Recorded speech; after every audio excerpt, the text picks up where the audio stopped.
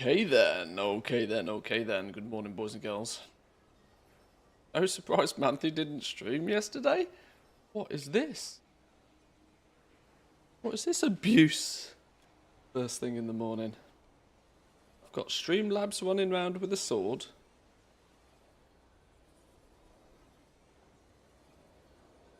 Ooh. Ooh. We have a pre-patch date. Like officially, like official. Not the kind of pre-patch date that everybody's known about for like basically a month now. Recovering from the England victory. No, I got more work done yesterday than I did on a regular day. I just didn't stream or produce a video. I was frantically getting just stuff done. I've been, well, I suppose we'll start the stream with a shameless promo, won't we? I've been busy bee in the Goblin Guide. Real busy bee in the Goblin Guide, just kind of trying to get things in order. Enchanting is the name of the game today, because it's the section that's lacking. Lacking. Mostly because Enchanting was busted and pretty boring. But I'm hoping we can dive through Enchanting in a little bit more detail, find some gems somewhere, and get some notes made. Get some notes that make sense, notes that might be useful. That's the plan today, at least. I've just noticed the table is this is the art that they clearly built the table on. Clever. Ain't got no sunshine, it's raining here. It was raining earlier, the sun's desperately trying to come out though. Sun is trying to come out. Right, one thing we're probably going to need to do before we do anything else is figure out how the flipping hell we level this thing. That's one thing I haven't done with Enchanting, is try to actually level it. So, we definitely need to get that sorted. Finally got the long boy, still can't believe it. Screamed when it popped, my hands were shaking. Yeah, I saw you post that in the Discord. That's big GG's, congrats. 10 mil well spent, I bet. It's in these summer months where I'm usually up much later. I should probably keep half an eye on the black market auction house. From a fellow owner, grats. One day I'll break the meme. One day. Not today, though. Not today. Today, we are going to play with Enchanting. Oh, one thing I did find out about Enchanting yesterday. Turn down the tunes just a minute. Bit of stompy music is fine, but not this early in the morning. One thing I did find with Enchanting that's quite interesting is it seems to have the same... gathering knowledge point acquisition system. You don't so much rely on things like work orders as an enchanter. You instead find these things, where have they gone? Fleeting arcane manifestations, and then once you've picked up a few of those in the week, you get a gleaming telluric crystal, which gives you 4 knowledge. I got 5 of these. I had some before already, that's why I've got 9 in my bags, but I got 5 of these, and I got 1 of these, and then they stopped appearing. These come from Disenchanting, by the way. So you just disenchant stuff to get your knowledge points, which is an interesting twist. It kind of makes sense. Sort of makes sense. Let's put some materials in here. I want a deposit all reagents button. Assign tab to... What happens if I assign it to reagents and there's stuff in there that's not reagents and I don't have another tab for it? That's one of those things that's likely to break shit, isn't it?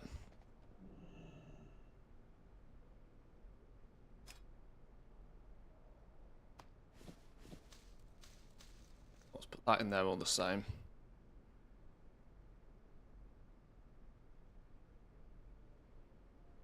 My directive has been Well, artisan security, well, yeah, that's a good point. There are work orders. Hang on, let's go get enchanting. I suppose that would be a good start, wouldn't it? You can fill work orders. They're just not very plentiful and not very interesting. And I wonder if they're going to have to do something else with it. I'll show you. Hang on.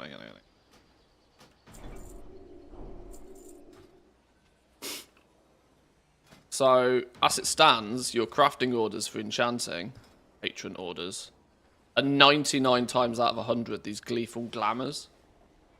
Which, I saw the big old list of these in the profession, and I thought to myself, oh, well, that's highly boring. But it appears this is your work order bait. They had to put... I don't know why they couldn't just order enchants like normal.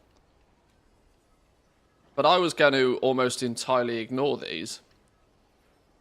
Whilst, you know, giving people the ability to change their appearance is cool and all. I didn't think it's like super game-breaking, player power, must-have, pay lots of money for sort of market. As it turns out, though, Millhouse seems to be low on self-confidence, clearly, as he would like to be everything but whatever Millhouse is.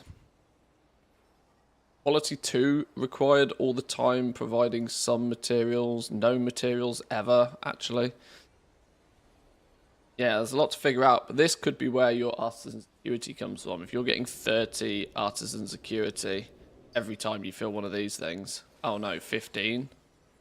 15, 30, 30, 30. Yeah. I don't know how you get all these recipes, though.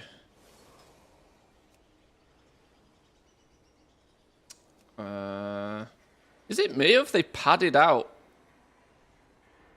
Enchanting since I last looked at it? It looks like there's more to it now.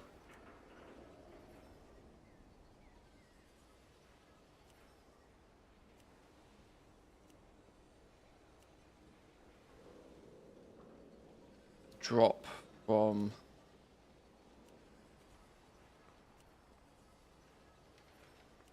They nearly all come from this one spec tree. You're going to learn big chunks of them in one go. First time craft bonuses on these are going to be pretty good. Cheap to make.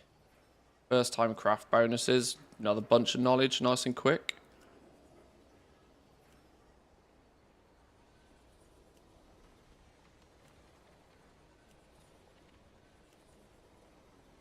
So there's like one or two that don't come from the spec tree.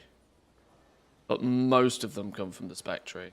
I think we saw Pandarian, which you learn via the trainer at Enchanting 30. And there was one back here somewhere that was from the theatre event.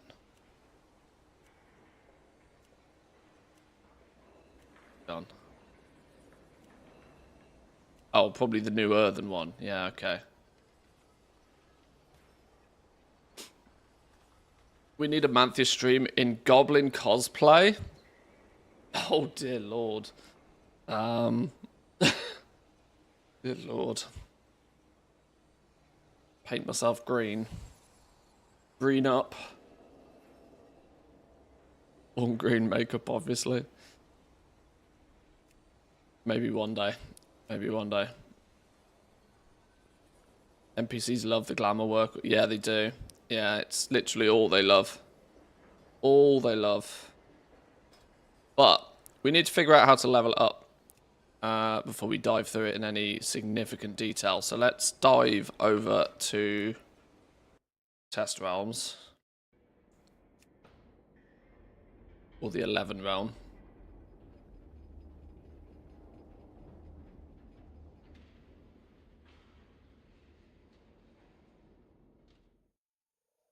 $38 days of remix left. I still got stuff to do in remix. Oh my lord, I still got stuff to do to remix. I don't have enough hours in the day. Oh my god, my trip to London is getting remarkably close as well. That's what, like 10 days away.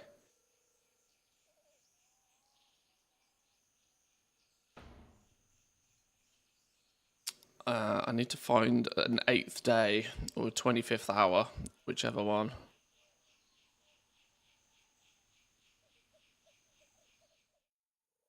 I could do with the football being over by now, honestly. Truth be told, I was kind of hoping that Netherlands would do a proper job the other day. Didn't happen, did it?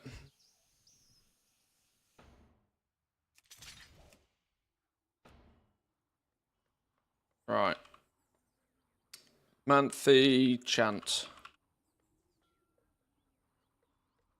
Because enchant is clearly taken.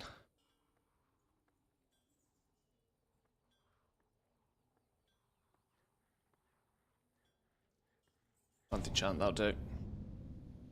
Move to another planet, you get longer days, weeks, months. Well, that's true, actually. Smart play, that. That's big brain.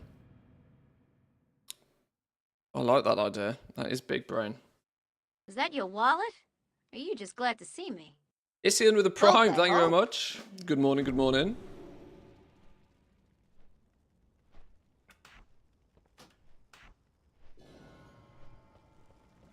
I suppose we should do something to highlight the fact that pre-patch has an actual date now. It took a little while. Oh, I've just realised something else I can do now. Something else fancy I can do now.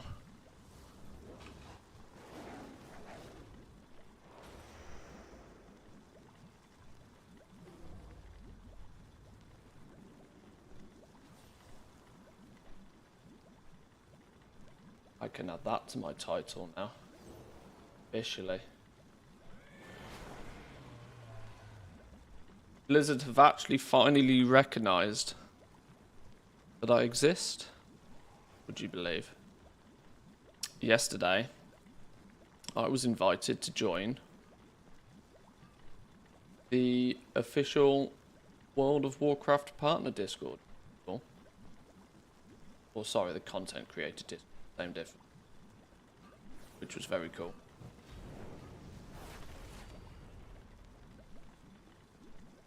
Which means next time there's an alpha. Next time there's an alpha.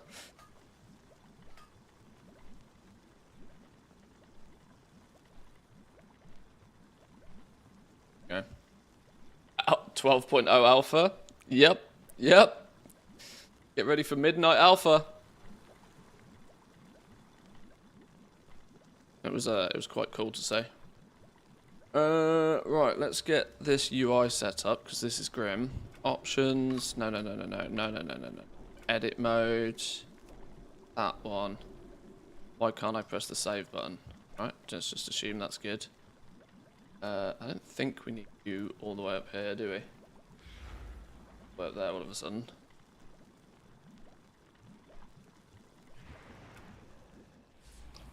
Because these servers are dumb, we're going to do a reload. Is a reload going to disconnect me?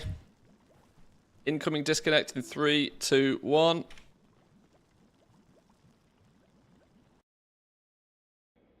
Hey, dead. Every time. Now all you need to do is make all of your videos and vlogs into one big video and just send it to them. Well, if nothing else, it gives me it gives me a point of contact, which is the most useful thing to me about any of this, is that it gives me a direct line to like devs, which is something that I think could be more useful than nearly anything else. You manifest. Well, yeah, I know. This build actually has been ludicrously bad for disconnects, but what are you gonna do?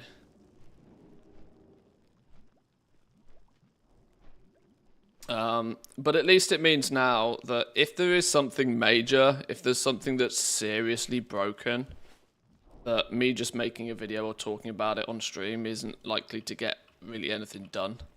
It's a step in the right direction at least. Quick, get on your long boy. Yes, yes. Welcome in Persephone, how we doing? The Chris from the community got themselves a long boy the other day, which was very cool. So they do still exist. I'm gonna need one of these. I'm gonna need. Do I need an bag of enchanting goods? I guess. What do the regular vendors have for enchanting? Actually, do you sell different ranks of stuff yet? You don't. You son of a bitch. I was kind of hoping. Okay, sure. That's gonna make it remarkably difficult to test, like the bandings, like when you can create quality 1, 2, and okay. Some materials is better than none though. Well, if it only sells quality 3 stuff on the vendor, just give me a big bag of goodies. Enchanting, here we go. Ancestors watch over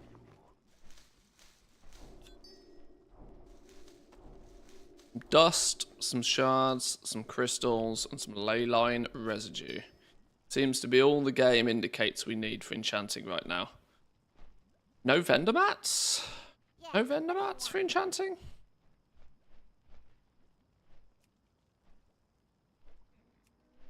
Maybe not yet. Oh, vellums we'll need. Why doesn't it give you any of these?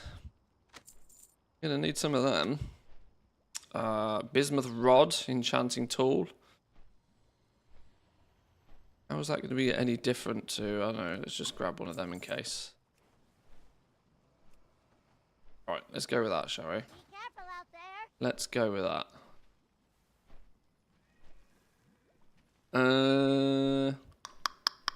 Right, you. Enchanting, go. Now the question is do I just tinker with this, or do I try and plan a path to victory? I am... Okay, well I guess I can show you this. I can show you my current progress when it comes to leveling enchanting. Is absolutely nothing. Absolutely nothing. Whoops. Whoops. No info about disenchanting. No info. This is why I'm focusing on enchanting today. Because I'm slacking with this profession. Well then. Well then. Let's take it from the top. Usually the suggestion is to disenchant stuff for your first few skill points. But that's going to be a bit of a challenge to do on these test realms as well, isn't it? Alright, fine.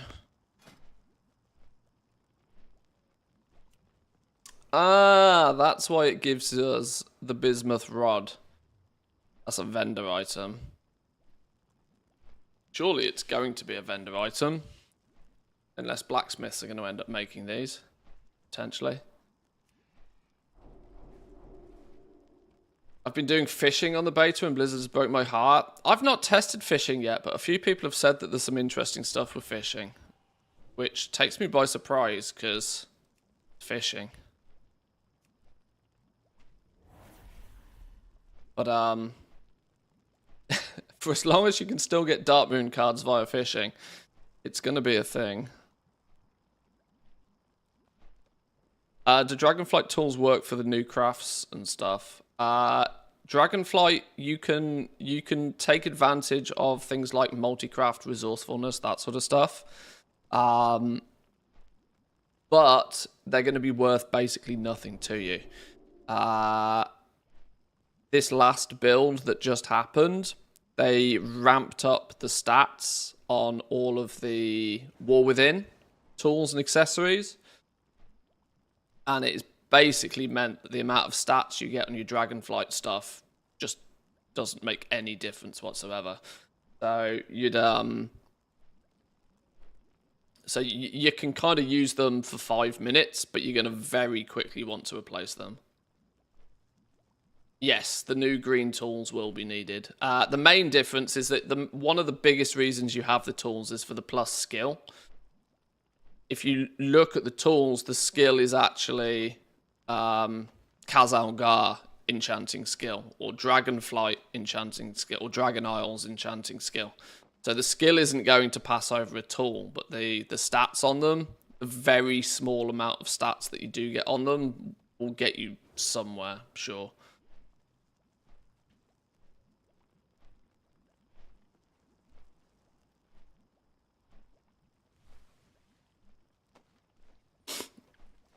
They've made fishing really annoying.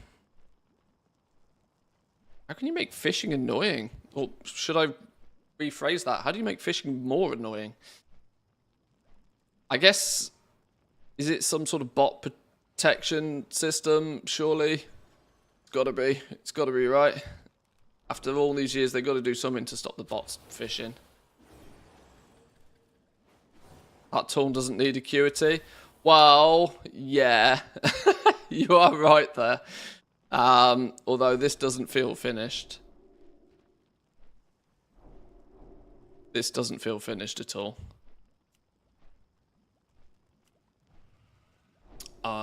Maybe we just start by making our rod. Why not?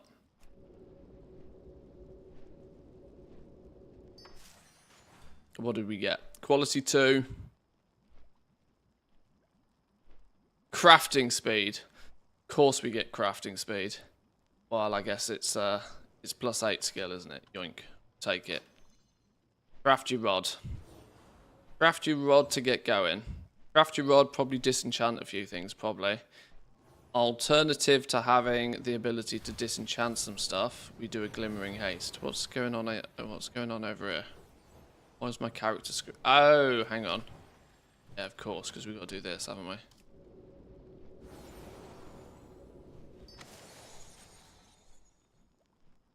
Okay. Right, let's move these down a bit. I don't know how much stuff we're going to be making.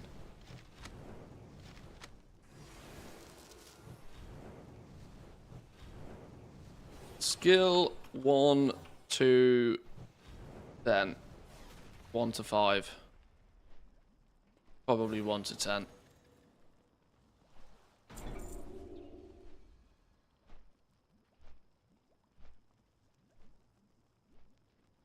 Glimmering.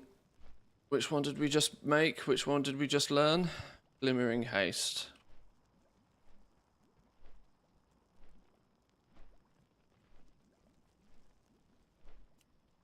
We make some of these.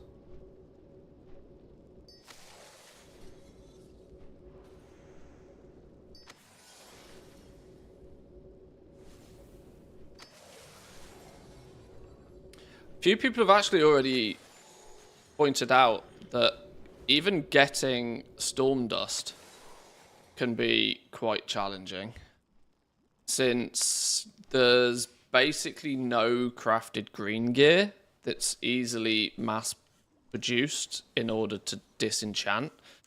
Now, I'm not totally sure how much of that was going on in Dragonflight anyway, but I suspect it's going to be that, like, leveling greens and replacing your Dragonflight gear that's going to provide... Well, let's assume that disenchanting Dragonflight gear gives Dragonflight materials, which it should, theoretically. It's going to be your new leveling gear that is going to be prime candidate for disenchanting early on, or any BOEs, greens that drop out in the open world. Disenchant to 25-ish. That's usually how it goes, yeah. But for the alternative, for those who don't have anything to disenchant, sometimes actually enchanting is cheaper.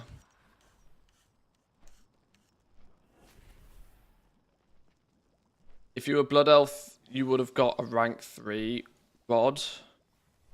Hidden skill value. Hidden skill value doesn't exist, it's gone. They've scrapped it. Thank God, because, well, it was hidden.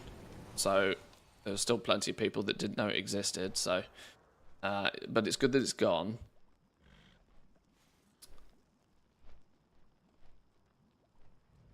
Even at max, fishing in open water is like 90% trash, meaning you basically have to pool hop. Going to be a shit show of people fighting for pawns. Oh, well, that's cool, though. That's cool. I mean, that doesn't really cause bots much of a problem. But coding a fishing bot was arguably the easiest thing that could possibly ever be done. Especially considering there's add-ons like better fishing that can just, like, turn it into this. That's fishing.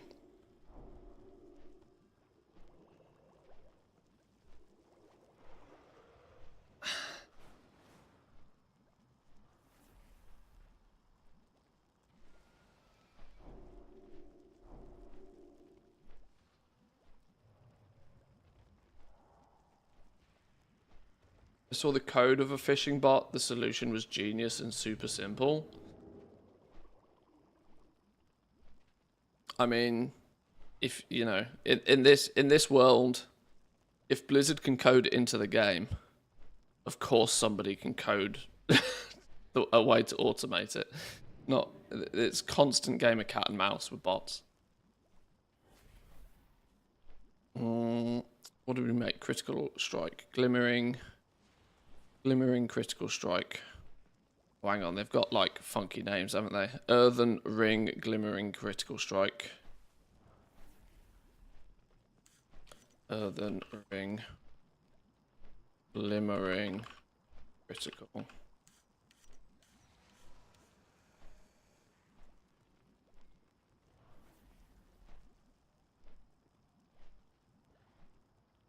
We learn mirror powder. What's this then? Oh, finishing reagent. Okay. Finishing reagent that is going to be 50, 100.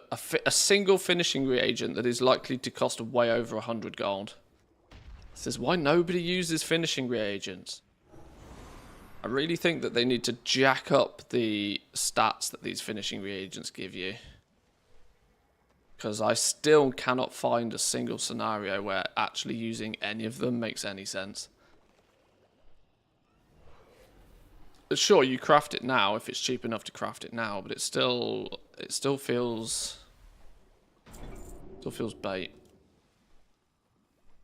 20 dust, 15 dust, 15 dust. All right, we continue making these then.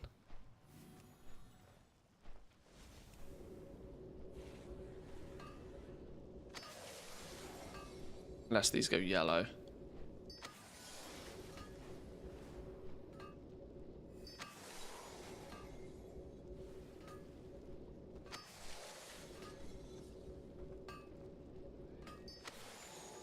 It goes yellow at 15. So we will take that all the way to 15. Do we get guaranteed point every time? We did.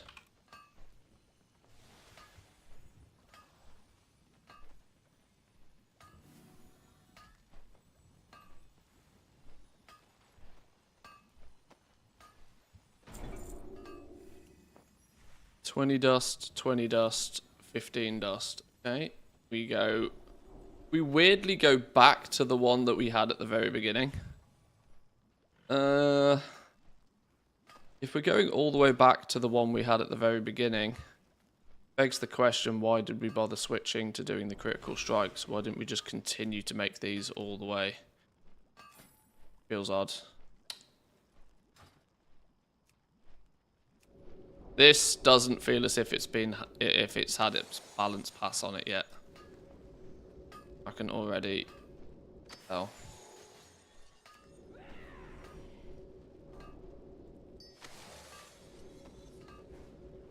Very quickly making quality 2, look.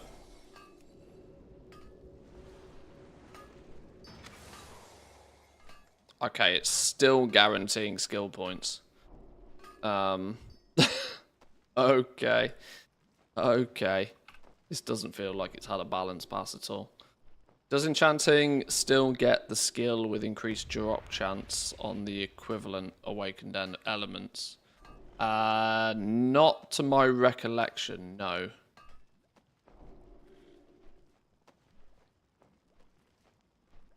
But we'll find out in a bit more detail. I've not really started much with Enchanting yet. This isn't my first look at enchanting, but this is the first time I'm really paying attention to exactly how it works. So it's going to take me a little while to play catch up.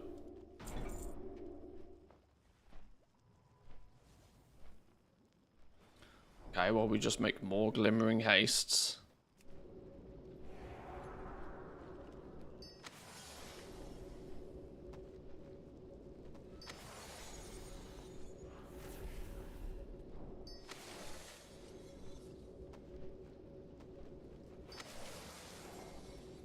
Please go orange, if not, like, just straight grey. No, what's up with this? What's up with this? This is broken. This is broken. Alright, well, skill 25. We unlock a spec tree. We have many options to craft things that are going to give us skill points.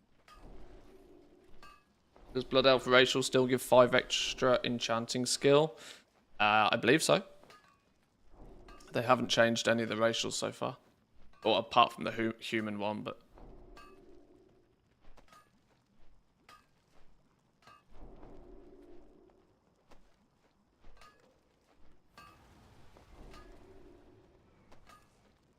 Well, I guess we just keep making it then. The only argument against just mass producing one thing is that you probably want to create one of everything anyway for your first time craft bonuses. And more importantly, the knowledge points that come from it. But mathematically, it's usually considered better to wait till this bar is full before doing that. Then at least you might make something of decent quality that somebody might want, rather than trash you just put in the bin. Okay, this is still guaranteeing skill ups. I don't know what's going on here.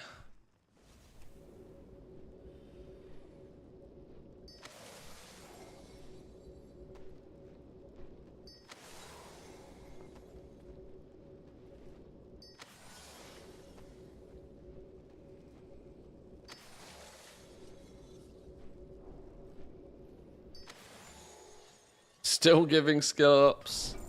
This seems very broken. Have they maybe just done this for beta? Why would they have just done this for beta? No, this just feels like it's very broken.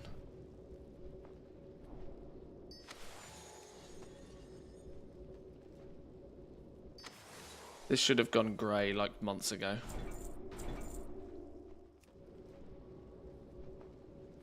Well, in that case, it's going to make it relatively difficult to figure out what the leveling path is.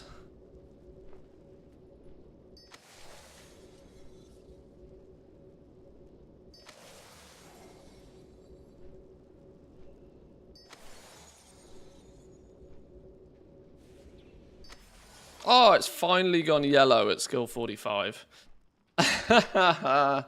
I think I know what's happened with this. I'm pretty sure I know what's happened. I'm pretty sure that they have taken this from being something that you learn at like skill 40, and they've dropped it to like the thing that you have access to from skill 5.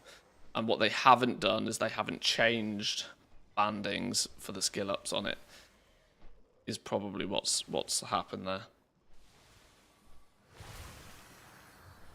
Which would in turn make it quite an easy fix.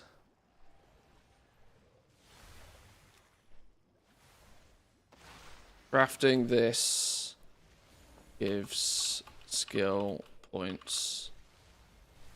Gives...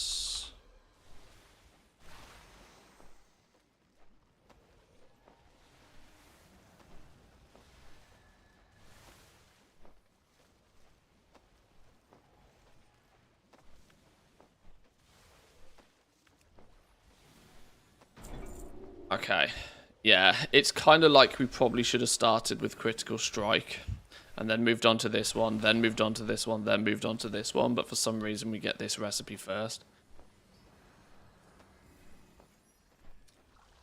But anyway, the 1 to 50 leveling path doesn't really matter, does it? Because at the end of the day, it's what the hell do you do to get from 50 to 100 that people actually care about. People can usually figure out the 1 to 50 themselves. with some level of accuracy at least.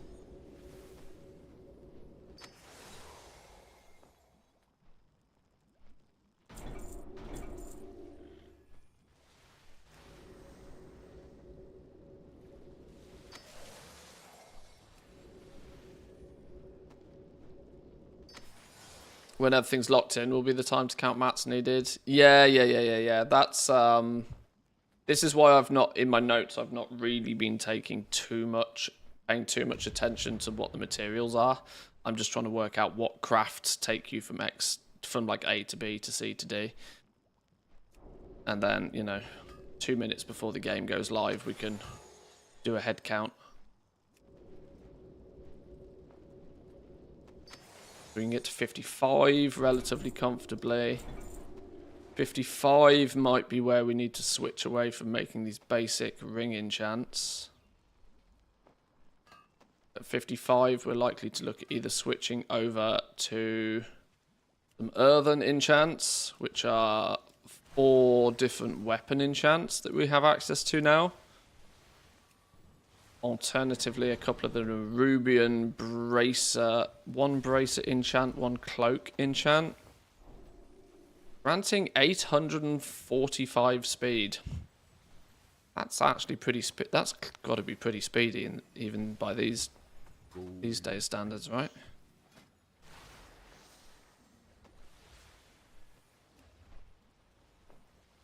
What would we theoretically look at making here?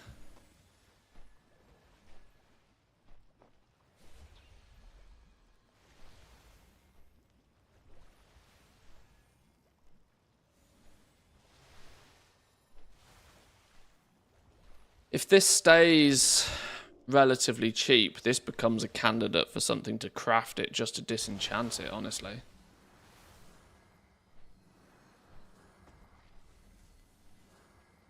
Take quality 1 storm dust. Yeah, I need to figure out disenchanting because obviously there's quality of materials all of a sudden, so that takes that's going to take some consideration. I would assume at this point the weapon enchants, as they usually are going to be significantly more expensive to craft. Bringing Deep's ingots, hopefully by the looks of things this means that we won't have a... Oh, what was it called? Gleaming orb thing. What was it called? It probably wasn't called a gleaming orb. What was it called? What was the orb that was super duper mega difficult to get at the start of Dragonflight, and then they had to jack up the drop chance of it because we had 100k enchants? These Ringing Deep ingots, these come... Oh, Titan orbs. Yeah, they're glowing Titan orbs. That's the one. Thank you. Ringing Deep's ingots are relatively easy to find via treasures. So, won't be too tragic to come by.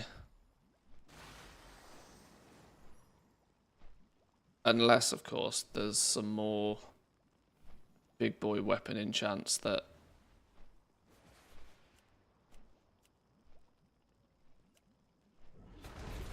use something different.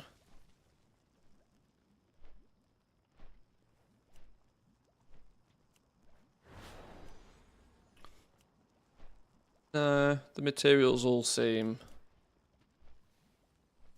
Nothing here scares me.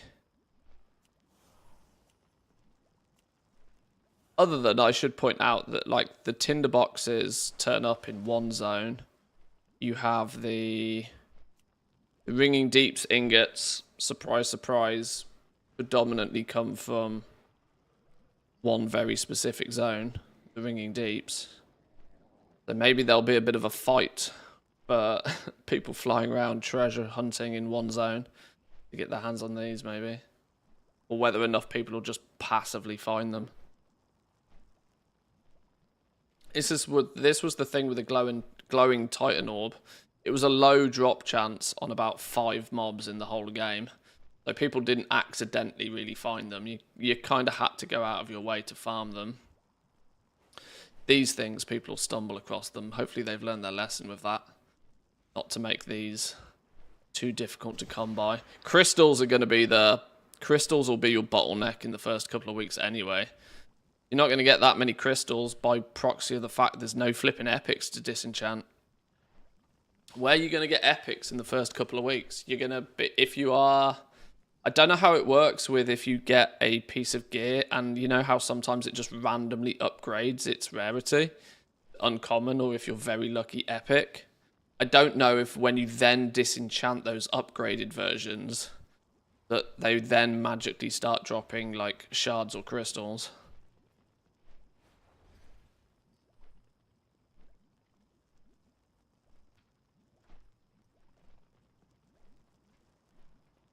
Let me check my tune. Just finished 100%ing the Ringing Deeps. Oh, you I'm doing exactly the same thing. I'm working on 100%ing the Ringing Deeps. For some reason, there's my early level 80 tune didn't actually make half the progress in the zone for some reason.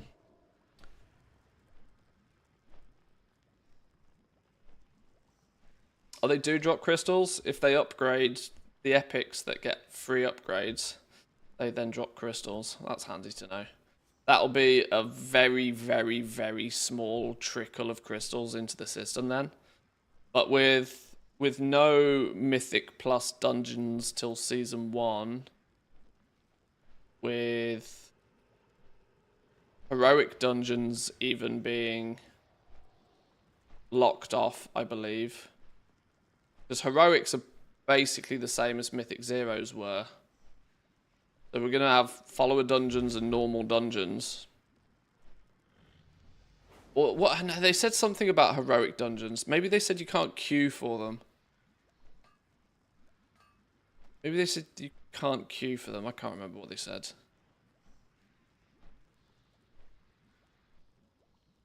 Been obsessively grabbing the treasures whilst farming. I've got 3 ingots. Okay, but if every single person on your server gets 3 ingots, that's 3 weapon chants each. That'll be plenty. It's fine. You can't queue via the dungeon finder, but you can enter them manually. Is that what they're going to do? Okay. Yeah, I just can't see where much epic gear is going to come from until the season launches. Meaning, if you're trying to get ready, or even in this case, like even just leveling enchanting, like how are you going to do it if there's no crystals knocking about? Oh, I mean, they'll exist. They'll just be ludicrously expensive on the auction house. And, oh my god, 3 tiers of these. Sheesh! That means, you know, random Joe with his fresh, brand new level enchanter gets an epic piece of gear, is like, yeah, crystal, boom, disenchants it. Rank 1 crystal. Oh, no. No, Sonny Jim. People are going to want rank 3 crystals, please.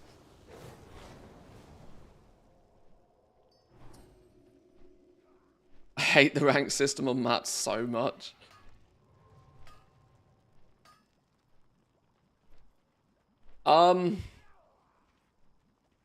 I don't mind it, honestly. I really don't mind it. It's a bag clogger, that is true. Every material now takes up 3 times as much space. That is true. But that's I mean, I don't really understand now that things like reagents are becoming... Why does this stuff not automatically just get deposited in your war bank sort of thing? I don't know. I don't know how they would go about... There's logistical problems to this, but reagents I kind of half feel should be classed as currencies. I don't think they really need to go in your bags at all, particularly. But it's an RPG. You know, when you think about it, when you break it down, it is an RPG. You know, having stuff going in your bags and having to deal with it is technically gameplay. I don't... It's probably a bit of a hard sell, that one, but...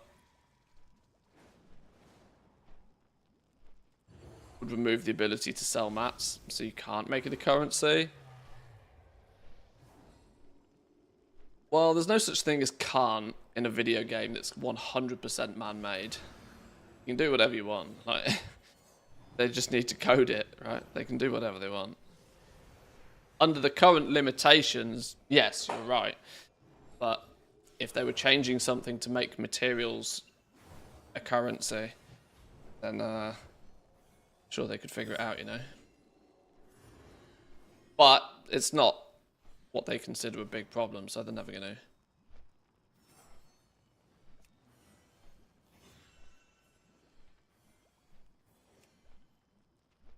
Let's assume that we can make a few of these until we get restricted enough.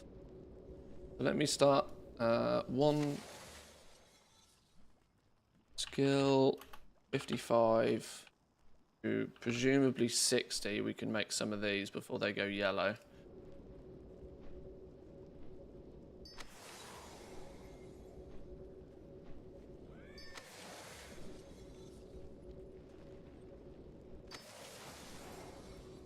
One more, it's probably going to go yellow. Yeah. Then we move on to Armored Leech. The 55 to 60, what did we make? Whisper of summon. Whisper, enchant cloak.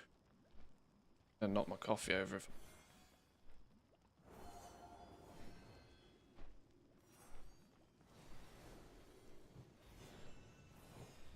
Enchant cloak, whisper of silken speed.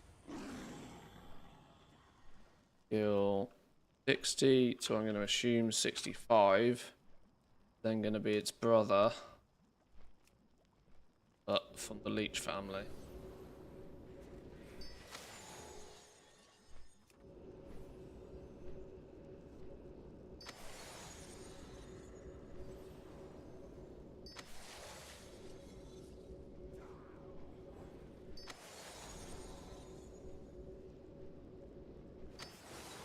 Yeah, okay. There you go.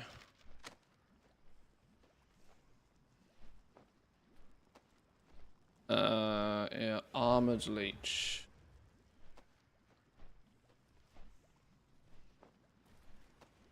Now, with these being yellow, you have to start considering your options more carefully. You can maybe squeeze 5 more points out here if you wish, but it's going to start getting expensive.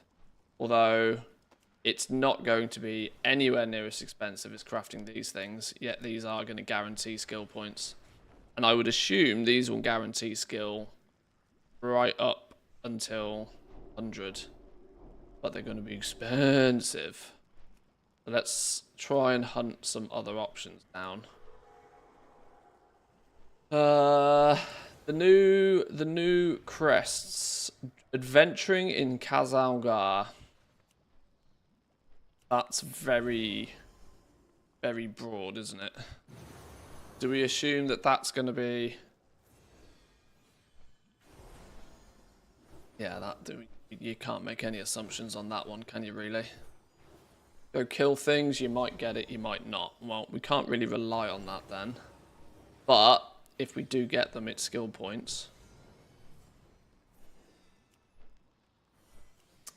Oils, these both come from spec trees. No. You can go and buy Oil of Deep Toxins in Ashgahet for 150 artisan security. That's not cheap, but it's an option. Let's note down some options here.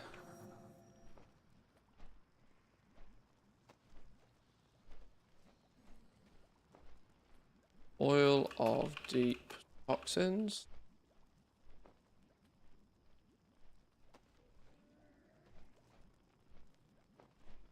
Presumably the Nerubian vendor. See the Nerubian vendor? Oh no, was that the quartermaster? Either way, 150. What else have we got? Spectres. Renown. What's this? WoW partner? It's Blizzard have finally seen their senses. I am one of them. It means Midnight Alpha 12.0 might actually happen this time. Awakening the Machine. What is this? Chest piece, increase strength by 600, stamina by 225. Stamina though, isn't it? That's oh no, strength by 600. Agility by 705. Intellect by 600. Okay, that's going to be important, I reckon. Is it that I sense is going to be people's bis, or like, you know, warriors, paladins, death knights. I sense that could be their bis chest enchant, which drops from the Awakening the Machine event.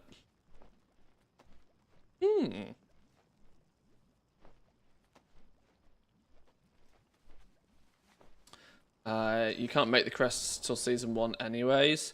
Well, that's a very good point. That's a very good point. You would probably like to get 100 enchanting before that happens anyway, yeah. Congratulate him, chat. Not a congratulations if you're holding a gun to their head, chat.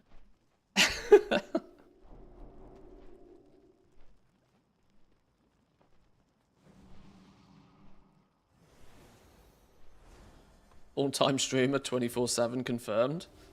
I mean, that's practically all I do now anyway. Theatre event. Theatre event. Awakening the Machine. Enchanters are going to have to go play the game a little bit to get some of these.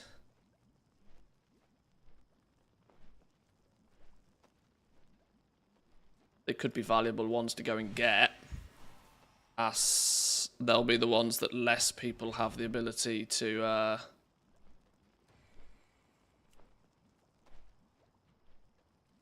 less chance.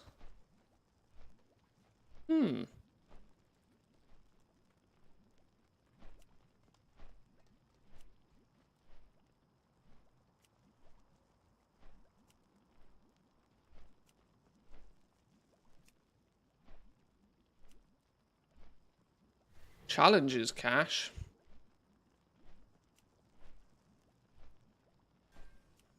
Spectre.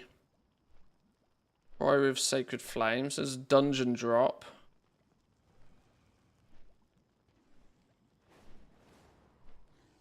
Kind of need to test these dungeon drop ones.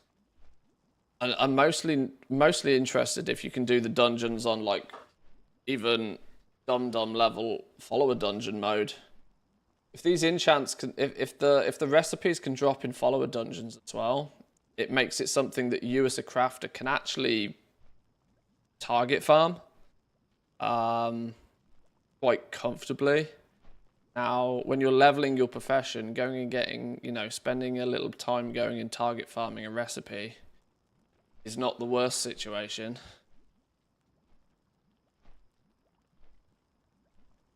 If it's going to be something powerful enough.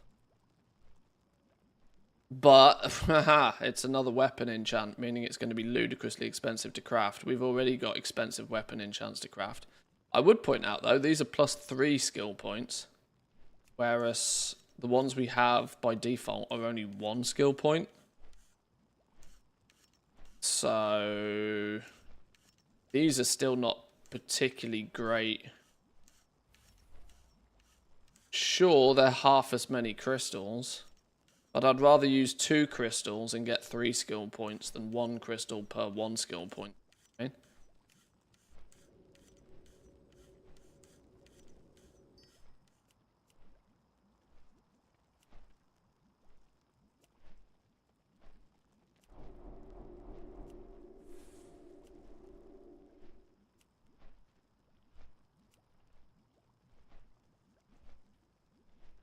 Which is this weapon enchant that drops from the raid? Invoke the authority, applying suffocating darkness to them and periodically inflicting 20,000 shadow damage. Darkness deepens with each invocation, up to 3 times. Oh, up to a 60k dot. Spicy.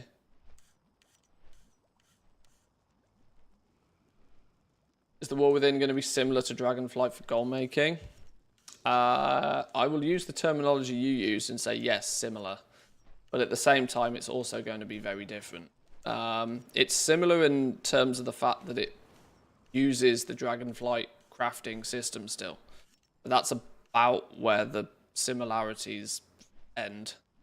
It's the same foundation for crafting, but it's going to play out very differently.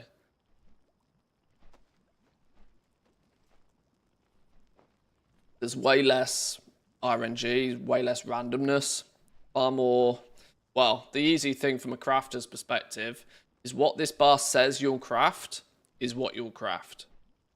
So if you want to make something at max quality, you got to get the bar to the end. There's no waiting for an inspiration proc or, you know, what the bar says you'll get is what you'll get. So it's a lot more deterministic, which is nice. Very nice.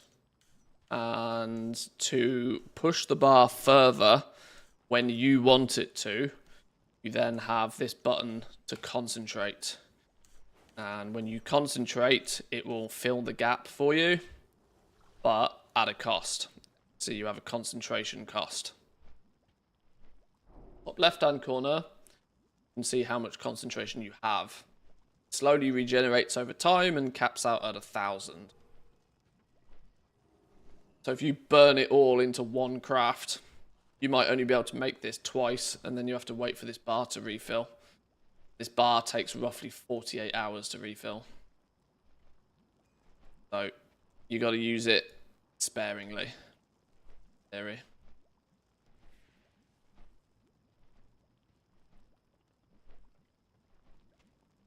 More of a marathon than a sprint. Yeah. Yeah. You're going to be doing lots of little incremental updates to your professions. You're going to be cycling through your professions daily on as many characters as you're doing your professions on to just do small little amounts of things every day. It's going to get, well, I mean, it's not going to get, it is going to be very, very heavy on the must log in every day side of things. Because if you go more than 48 hours without logging on and doing something with a crafter, you're likely to start capping your concentration. And concentration is your profit. Your ability to spend your concentration smartly is where your profit comes from. Because every point of concentration you spend is likely saving you on materials. That's the theory. It's going to take full top quality materials. This isn't the best profession to showcase this right now because I'm still leveling it, but it's going to take you a full set of max quality materials to guarantee something at quality 3. You can use cheaper materials, keeping your crafting cost down, but use concentration instead. So you can basically consider this your profit bar. This is where you make your gold from. Smart use of this is where you make money. Which, of course, is going to end up being that you are going to want to make sure this is never capped out at 1,000.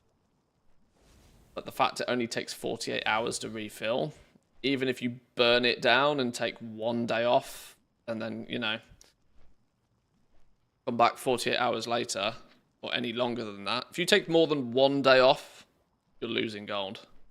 Or you're leaving money on the table, as like sweaty businessman would tell you.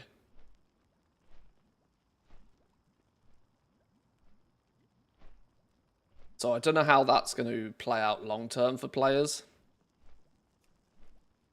Whereas even in Dragonflight, it was possible for you to, let's say you weren't doing much with your professions, but you could still log in once a week and get your artisan's acuity. and then occasionally log in, turn all of that artisan's acuity into illustrious insight, and just dump it into a craft to make a bunch of like cheap top quality stuff, and then just go and sell that.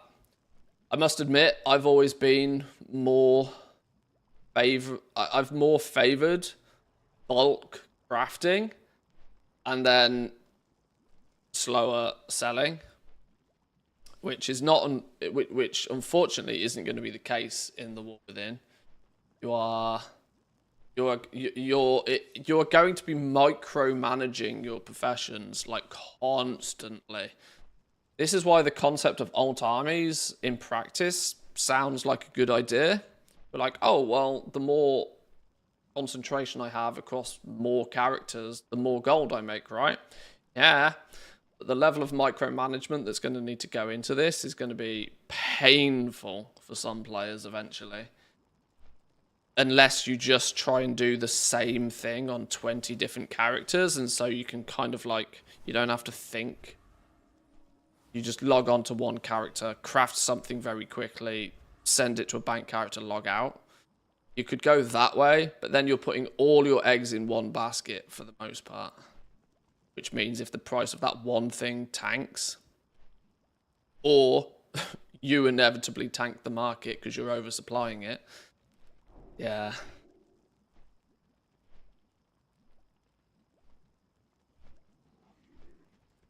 I don't quite know what the long-term approach is going to be, honestly. It's certainly not... it's both casual-friendly and also not casual-friendly at the same time.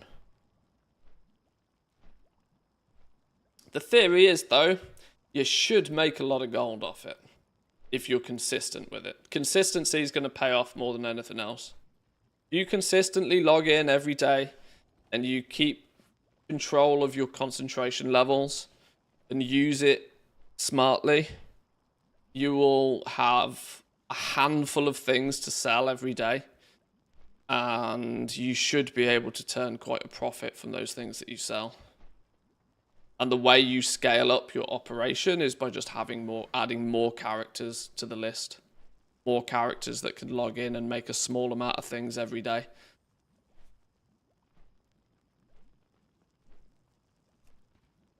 Hopefully, we already know that things like NPC work orders are going to come with a catch-up system.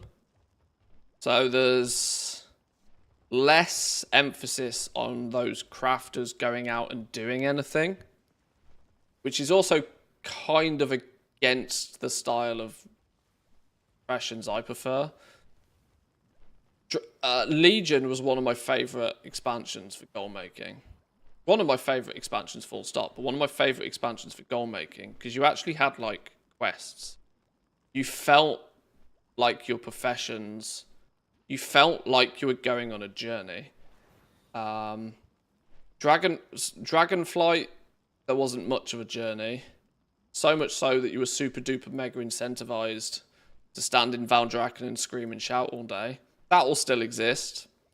But I also know with this new system, if you want to completely ignore work orders, like legitimate work orders for other people, you can 100% do that. You can 100% ignore real people when it comes to work orders, which sounds silly in an MMO, but until they make the system smoother to use, I'm not grinding my ass on sandpaper for no reason, you know?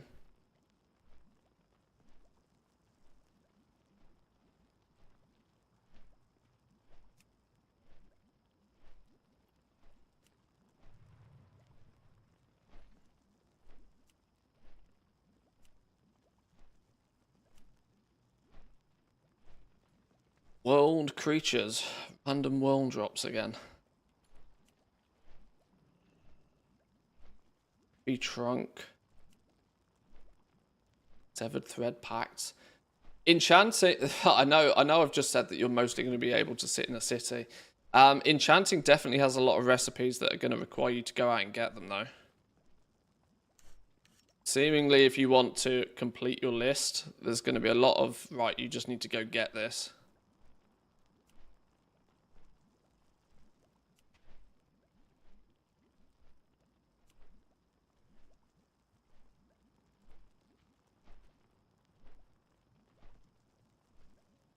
I think this system makes flipping more or less attractive. Well, flipping is such a generalized term, but like,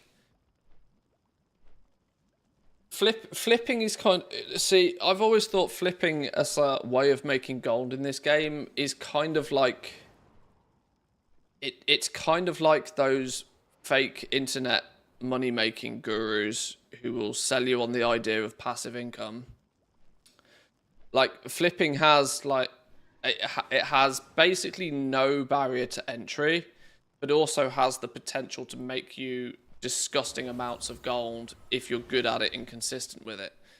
But it's not that simple. Yeah. How to make 10 million gold.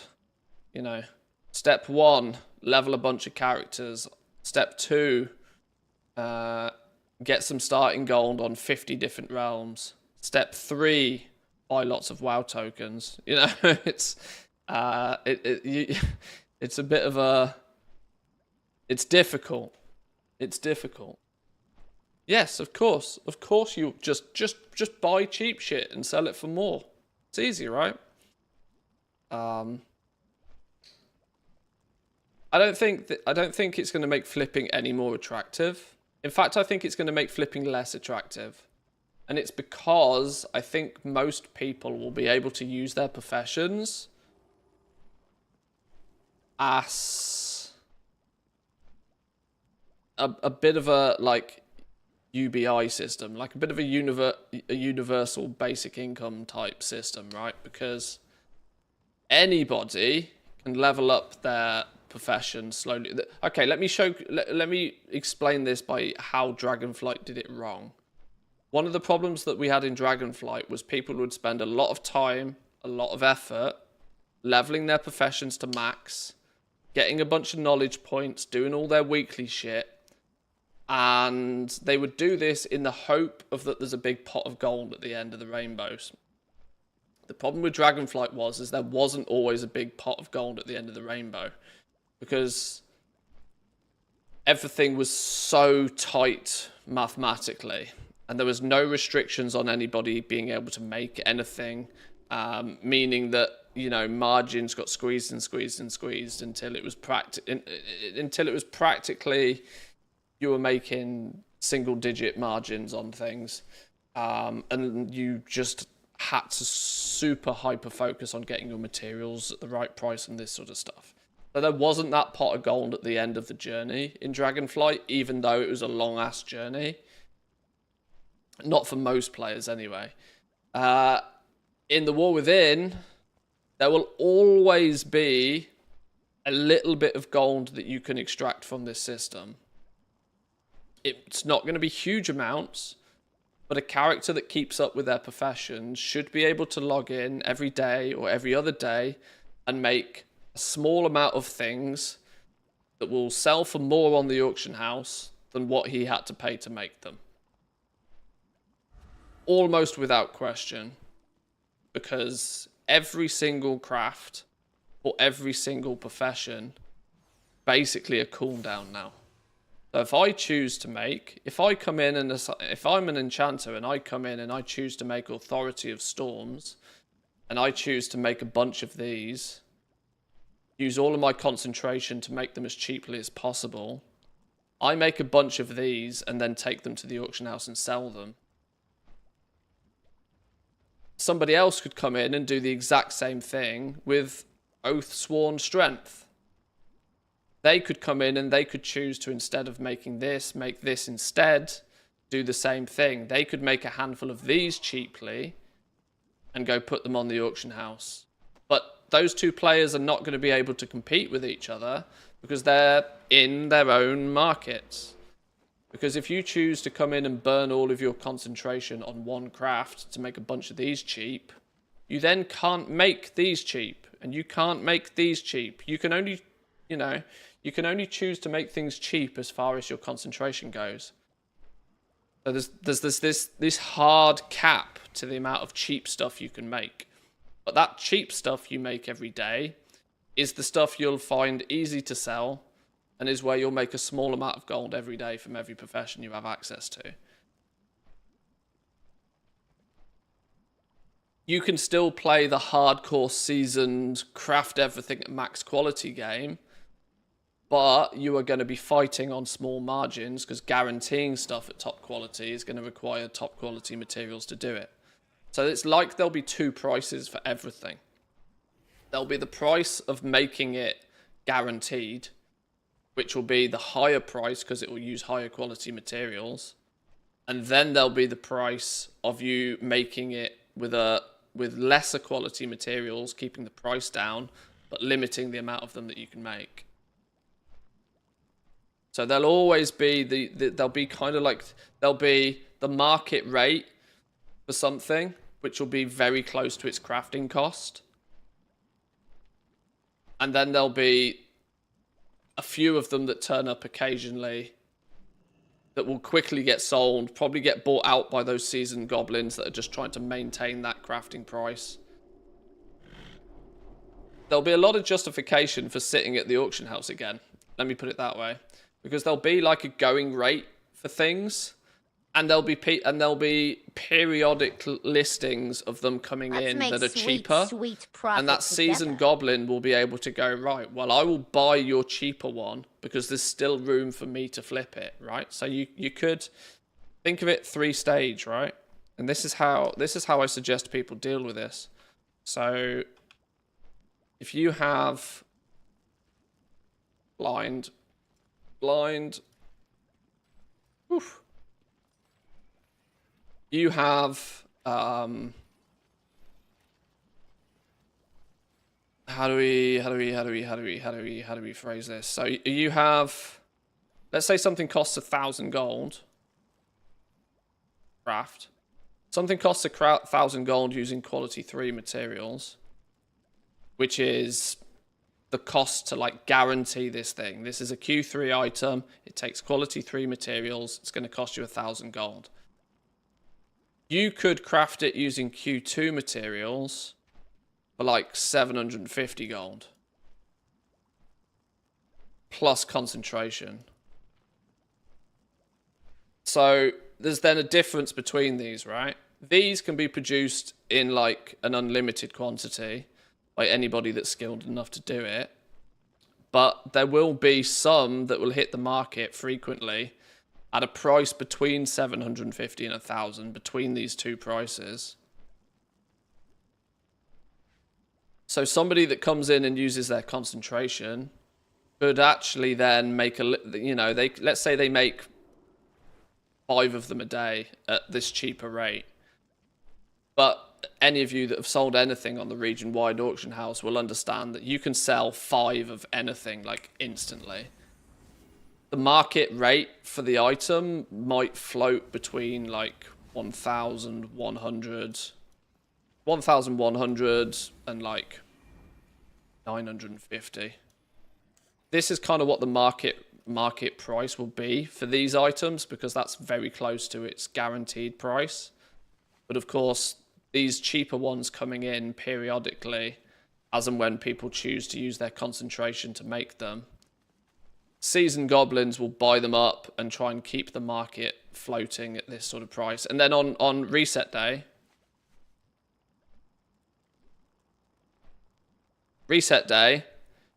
price just goes to the moon, because a goblin can come along and reset the price to like 1,500 gold whilst the demand is high. The price will quite quickly come back down to like the 1,100 sort of price. But you know, reset day, there's more opportunities for resets. So it's there's definitely more flexibility in the system. There's a lot more flexibility in the system. It's why it's called reset day. Exactly, yeah. Yeah, it's not just resetting of the raids.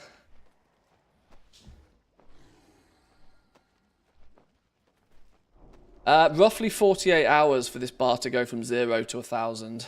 So it's roughly 500 concentration a day you have to play with.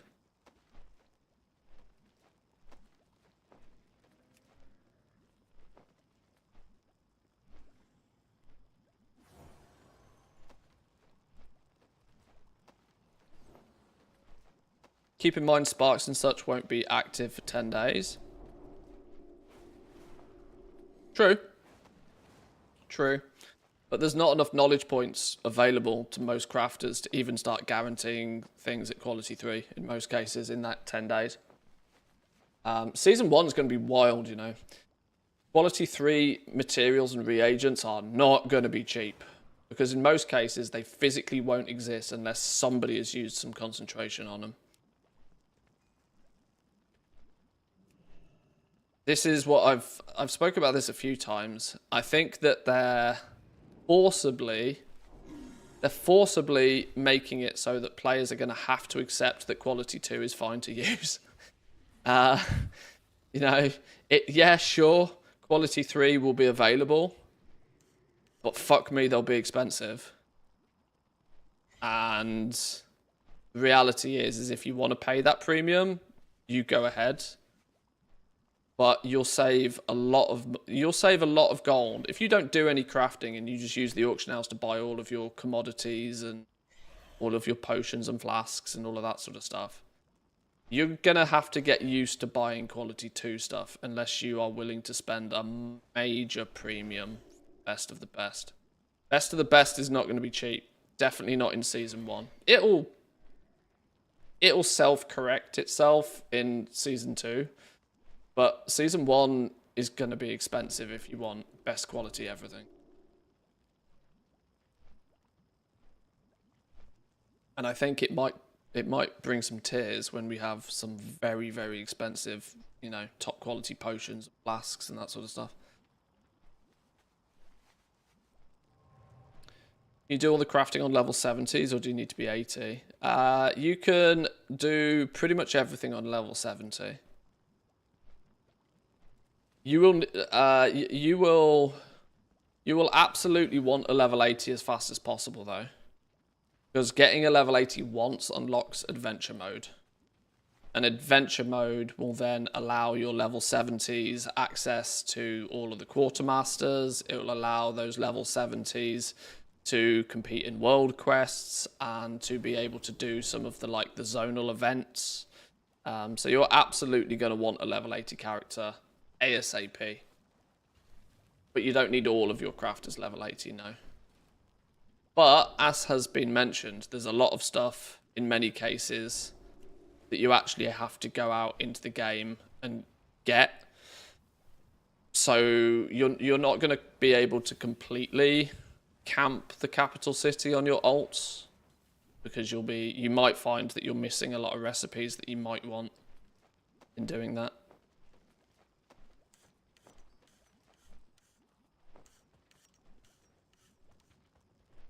Do you think there'll be a bifurcation of where to use concentrate? I.e. concentrate will be spent on the higher cost items, therefore the lower cost items are immune to this effect, and still good with mass crafting.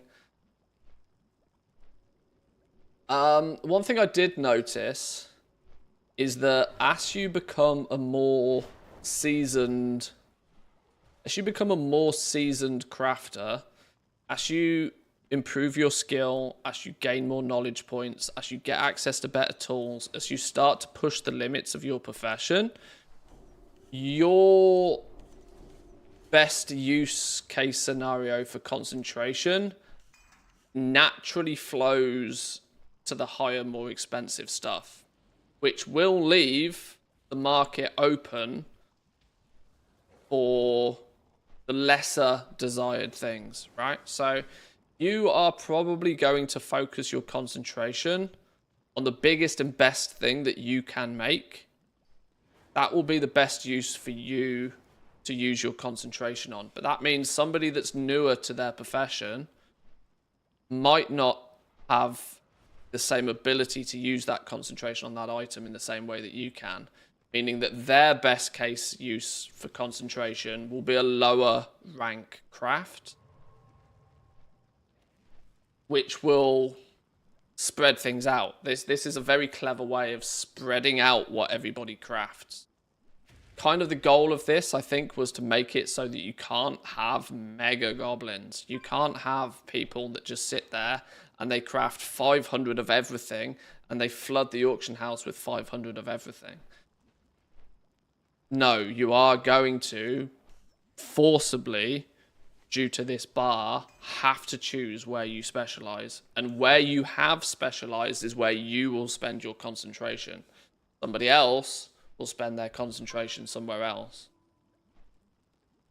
And when the more seasoned crafters are all focusing on the best, biggest, most highest demand things, it leaves the door wide open for people to make the more basic entry-level things.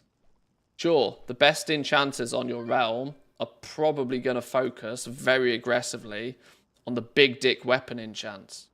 And they will use their concentration to guarantee these as often as possible at the maximum quality because they'll sell for the highest price. But all of those big dick enchanters then probably won't be making much of the lower tier stuff at all. They're not going to be making the basic ring enchants or the likes, which means a newer enchanter that hasn't got the ability to make those big weapon enchants in such a high degree as frequently might come in and go, you know what, I'll use my concentration on some ring enchants instead, and I'll make a small amount of quality 3 ring enchants, and I won't make as much as the guys that are seasoned and are selling the big weapons, but at least it keeps them out of my market. You know, it separates players a lot more.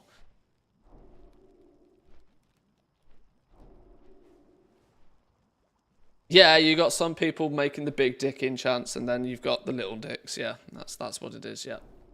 Well said. Well said.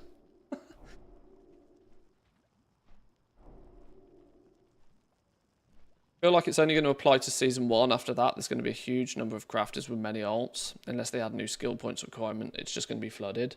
Well, there is always the side of things that there is usually always more crafters than there are. There's always more supply than there is demand. Always, always, always, always, always. There's always more supply than there is demand. But they're curbing the supply aggressively by this use of concentration. And what we don't really know yet is exactly how long it's going to take players to get to the point where actually alchemy and tailoring are the two professions that this will happen to first. And I can tell you exactly why. And it's because every man and their dog already has multiple tailors and multiple alchemists. Alt armies are still going to be created with the Dragonflight mindset. The Dragonflight mindset of that you make lots of alchemists and you make lots of tailors because they have the two cooldowns. You have your transmutes and you have your bolts. That's still true in the War Within, but there is just as much need and just as much justification for something like an alt army of leatherworkers this time round, or enchanters, to make each of your enchanters using their concentration making a different weapon enchant, for example. And even if they are fully skilled, you will still need the concentration allowance on many characters. And I don't think we're going to find tailoring and alchemy will suffer from this because it's already set up. And those that have already got it set up are unlikely to change any of it unless there's a good reason to change any of it. But in 6 months' time, there might not be as many, there'll still be a demand for items and the supply will not get out of control too quickly. So we'll see. We'll see.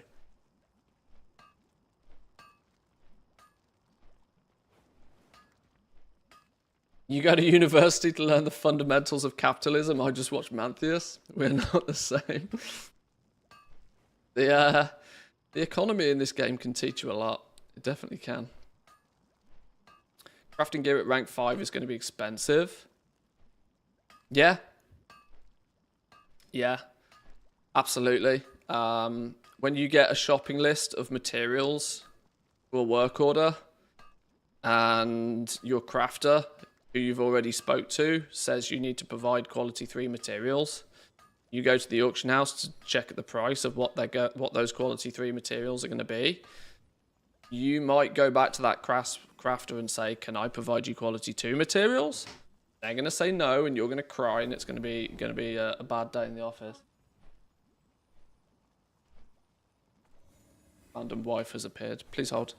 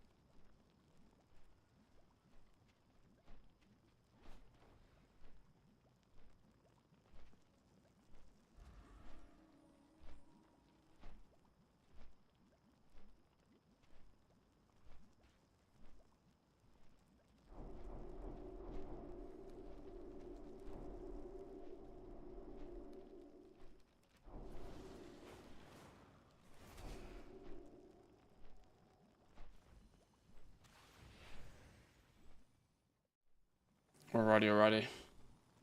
I just had to quickly say hello to the wife. She's been away for a few days, so.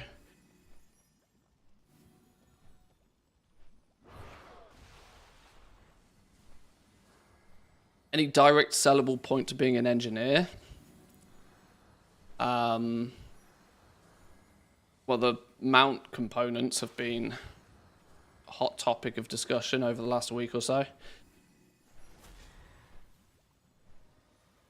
The way the professions are balancing themselves right now, like, as I said, there will be putting the limitation on how much people can craft well, you'll use English. You'll always have crafters out there that can guarantee top quality items as many times as they can sell them. The number one thing to remember is that their crafting cost will be significantly higher than if you come along and use your concentration and use quality 2 mats. Which is where there is always going to be this, albeit small, and it will get smaller and smaller and smaller over time as the value of all of the materials come down, like shrink. But there'll still be opportunities to spend some concentration somewhere. Look at using illustrious insight in Dragonflight. You could pretty much always use illustrious insight on crafting something and use it to make a profit. That's basically what concentration is. But instead of you being able to pool your artisan's metal and in turn your illustrious insights, you are kind of forced into using it every day, because otherwise it caps. The concentration is closer to illustrious insight than it is anything else.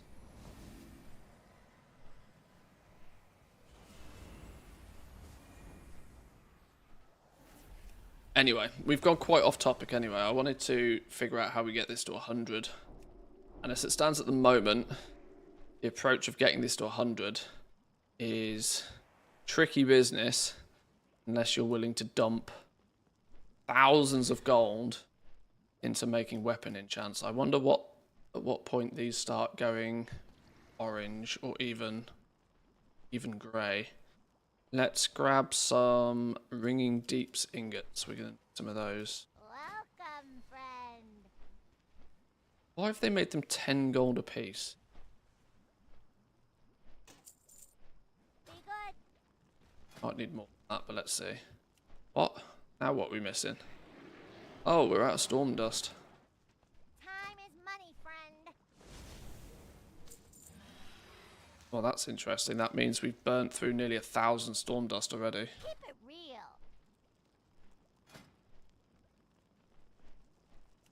That's still only enough for 20. Alright, well, we'll go back and get some more in a minute. Let's just assume you start making some of these.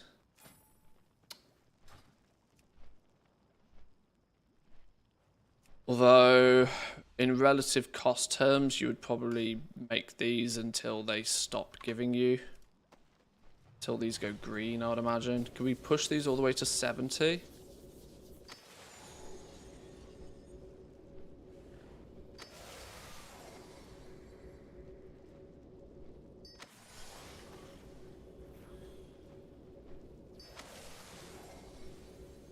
They're going to go green at 70. Yeah, green at 70.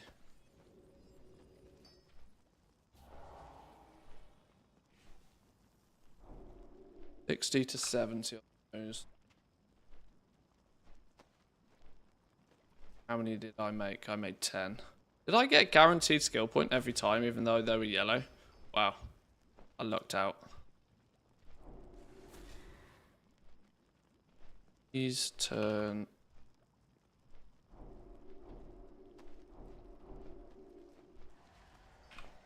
Ah, can't type.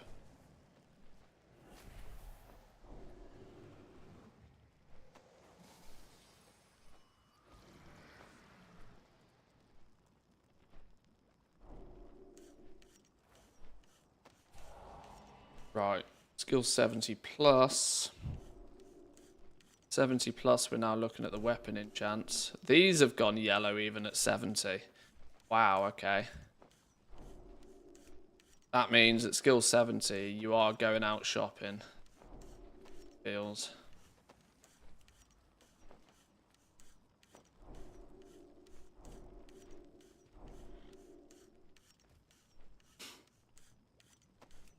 Yeah, you're going out shopping.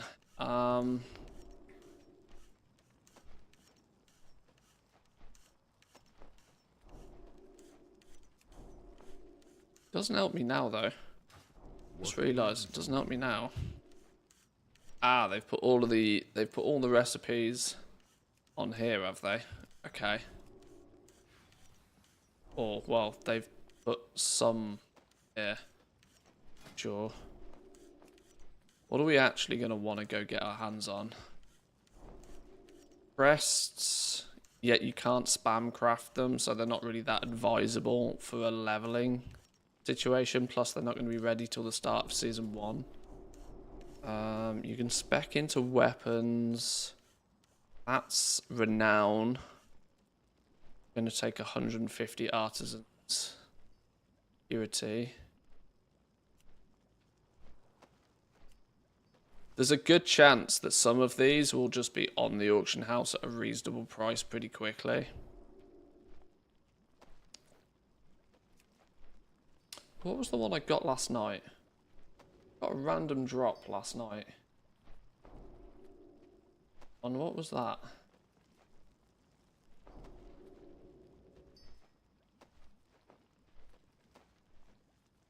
Quite sure I posted it in the Discord. I can't remember.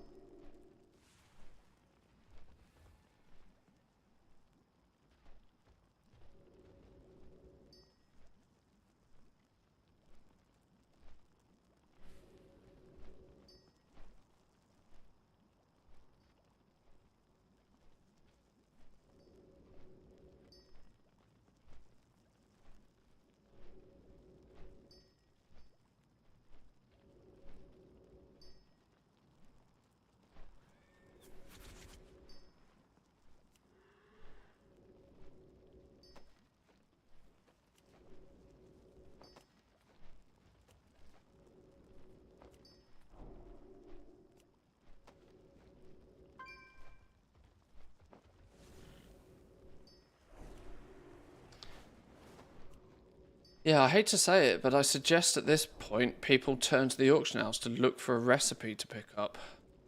The question is which recipe is it going to be? And if it's the one that's going to get you all the way to skill 100, it's going to likely be expensive because of that reason. That it will be a good seller.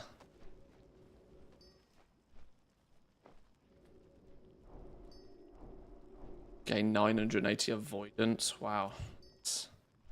You can certainly buy these, but I can't imagine they're going to be big sellers. World creatures. Heavy trunks. The Nerubian ones look like a good opportunity for you to just go out and get something. And these give 2 skill points. What do you need? 30? So you'd need to craft at least 15 of these, assuming they stayed yellow or orange all the way.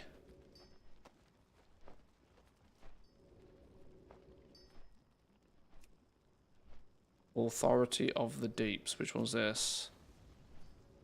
Authority Deeps. This one.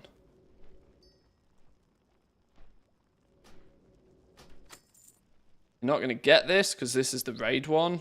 But we'll use this to level up to just keep an eye on what the others do. So we're going to need vials and we're going to need writhing samples. Hey, how you doing? Have a good one. What's up?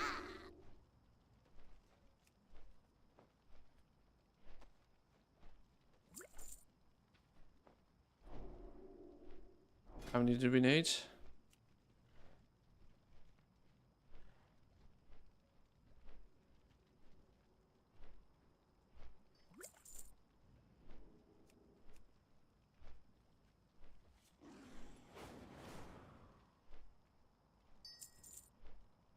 Okay. If you ever need Let's any- slowly craft some of these then. See what happens to other recipes.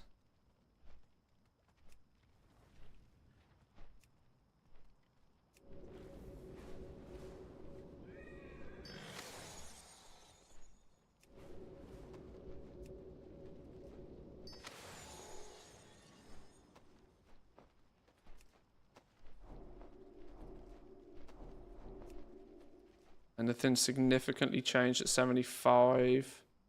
These have gone yellow very quickly. These are still... It looks like there could be a couple of good ones that you could go out and get here still.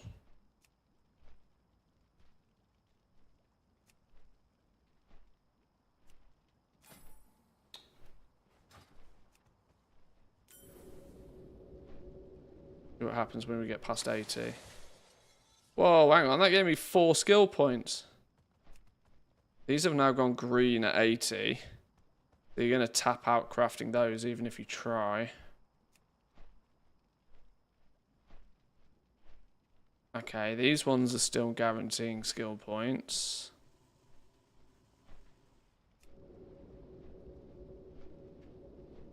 $85. How does 85 look? Okay, these are completely greyed out. Still got some luck with the crests, but that's not till season 1. Now we're limited to just 1 weapon enchant. Where does this come from? Actually from a spec tree.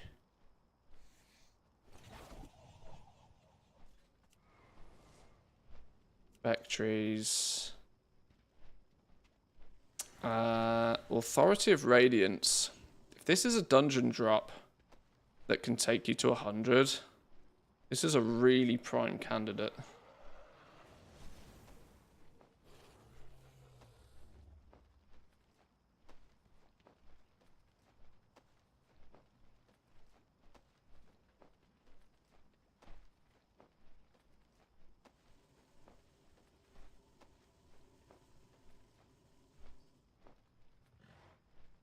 Authority of Radiant Power. Dungeon drop. Skill points till Because, as I mentioned, if you can get this to drop on even follower dungeons, you can arguably just target farm it. You can take your enchanter out, you can go run some follower dungeons.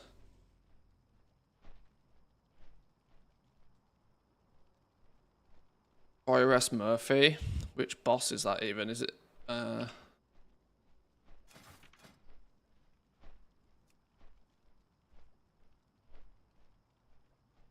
Oh, wait, hang on.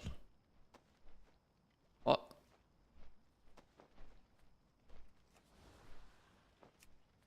Oof, there we go. I thought something had gone horribly wrong then. Okay, last boss.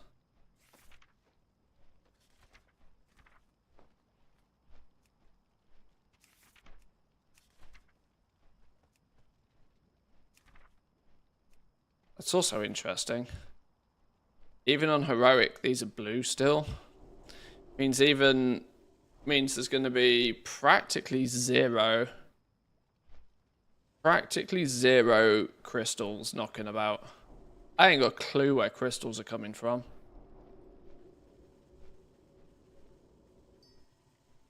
Where are you going to get epic gear from, like, before the season starts?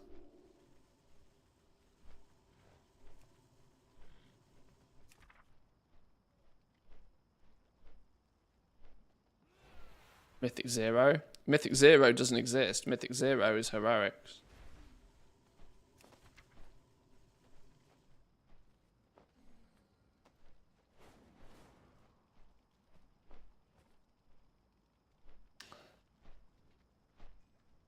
Does every profession have recipes from the right? Pretty much, yeah. Nearly all of them.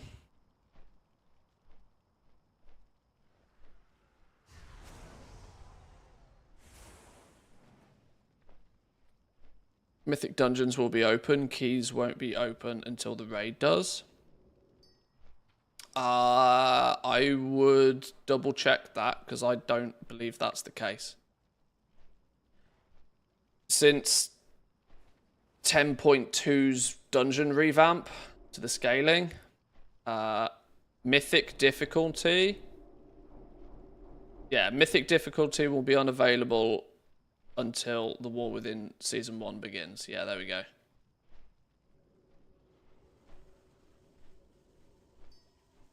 So, a Mythic 0 is basically the same as an old school +10. So Mythics are not going to be available in any way, shape or form until the season starts. Heroics you won't be able to queue for, but Heroics are like the same as Mythic 0 was once before. But Heroics still drop blue gear. So I have no idea where epic gear is going to come from in the first couple of weeks. And in turn, I have no idea where crystals are meant to come from.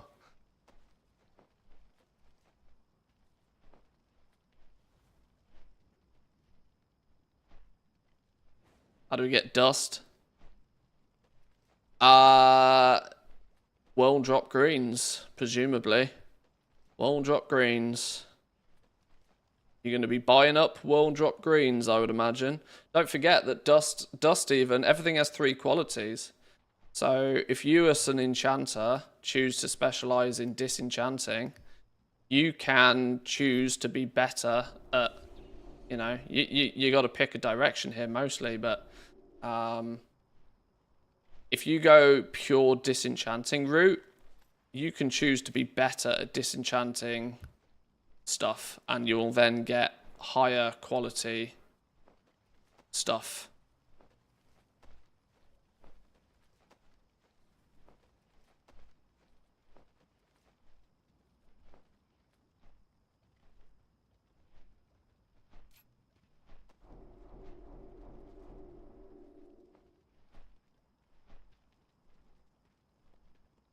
It's always saying increasing your skill by 20 with disenchanting. Increase skill when disenchanting uncommon equipment. You have a chance to create more storm dust when disenchanting.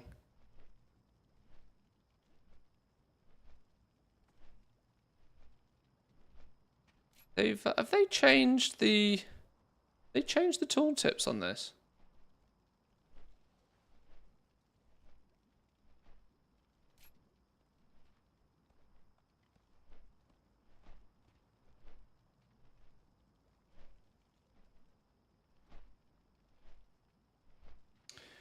There's part of me that's starting to think here. Are they gonna get rid of the quality on the materials? Are they thinking that getting rid of the quality on the materials might be a play?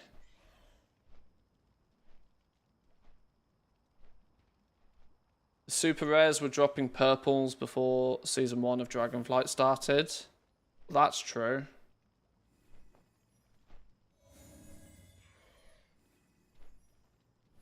That's true.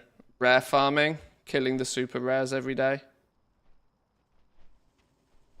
Possibility.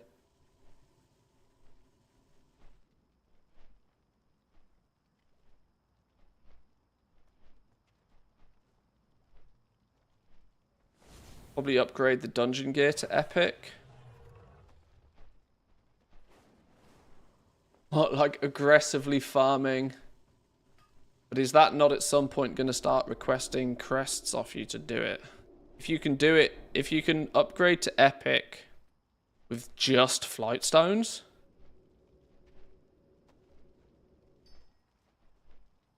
I don't know. We're going to have to figure this out. We'll have to figure it out. One thing that is often a case is that there'll be something like, you know, a reputation vendor or something. There's often something that slips through the net, you know, something that you can buy straight from a vendor for a small amount of some arbitrary currency that can then be disenchanted into crystals. Something like that happens every time. Blizzard are usually very quick to squish it when it happens, but it happens every time. Upgraded items will then be giving the base disenchanting mats, not the upgraded versions. Yeah, we don't know.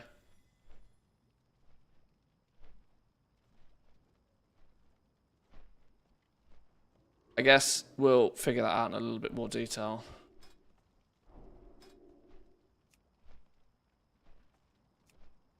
But yeah, it's looking like, to me, this could be your path to success to skill 100. Now, it's still not going to be cheap. You're going to have to go out of your way to get the recipe. But you are likely to... You're likely to be able to craft this all the way to 100. It seems to be the only recipe that's going to be... Unless, obviously, you choose to spec in a certain direction. My leveling guides, I prefer to take the approach of not suggesting people spend spec points anywhere just for leveling. Unless you actually have no choice, but... City of Threads...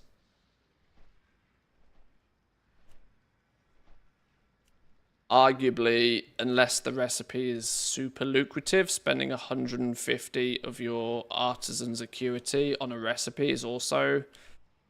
You could probably spend that 150 artisan's acuity much better. 150 artisan's acuity is all 3 of your green gear, or it's half of a single piece of your blue gear, or it's knowledge points, which would be more useful than just getting one recipe. World creatures. That's going to be on the auction house then, isn't it?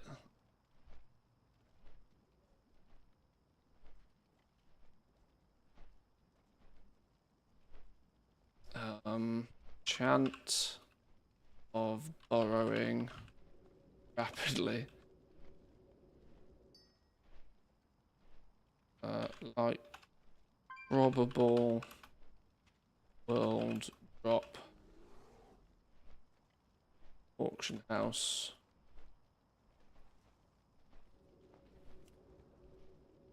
Heavy trunk. Go do delves. Probably going to be running delves. Might as well run the delves on your enchanter. Need a recipe. Another option. Severed thread pact. Picking the right pact each week.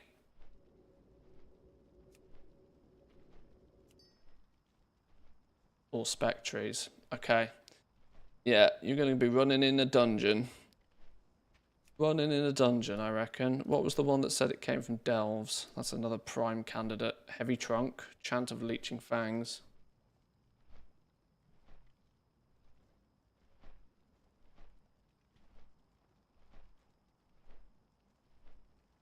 Now, obviously, we have no idea about what the drop chance is from Heavy Trunks in Delves, but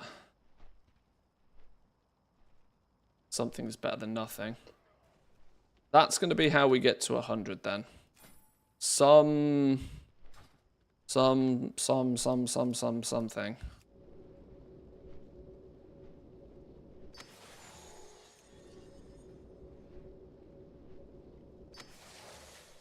90 plus. Are these still...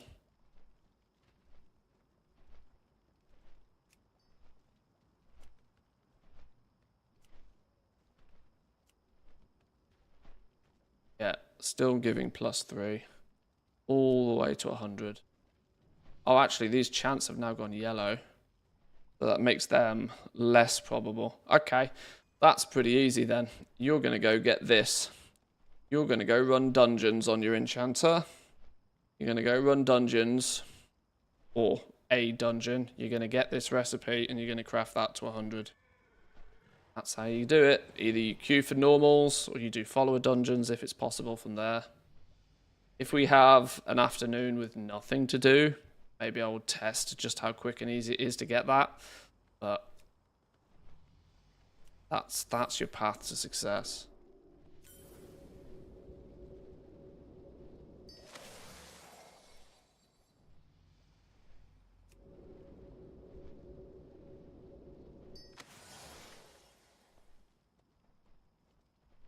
Something to keep in mind, going 5 out of 20 in deceptive decorations, the ephemeral's tree yields more knowledge points than is spent. Ah.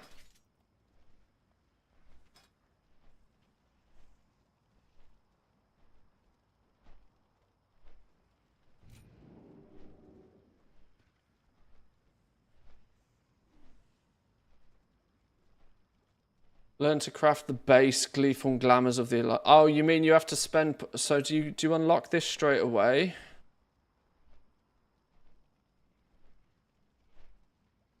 You've got to put 5 points in here, and then 5 points in here.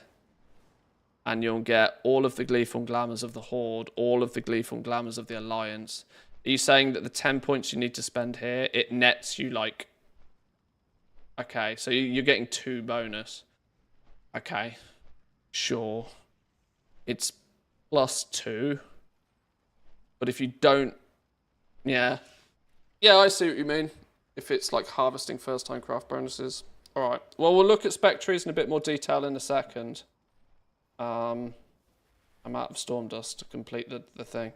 Right, give me 2 minutes, boys and girls. I'm going to take a quick ad break, and then we'll look at the spec trees in detail.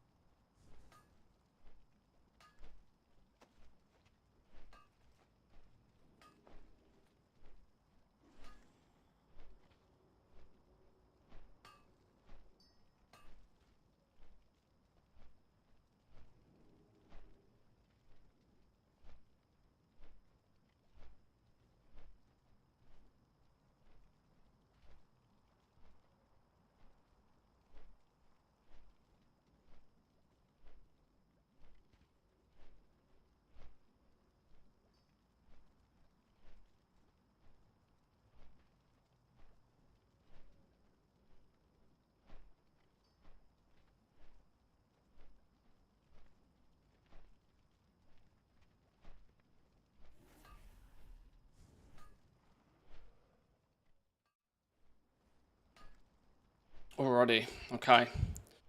Should we look at some spec trees, shall we? This Enchanting, I think, has definitely a couple of routes you could go. For sure. Can you farm the recipes for an alt with the warbands?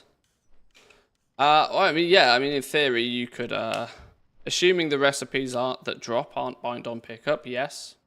But we kind of need to see the recipe drop before we know that, really.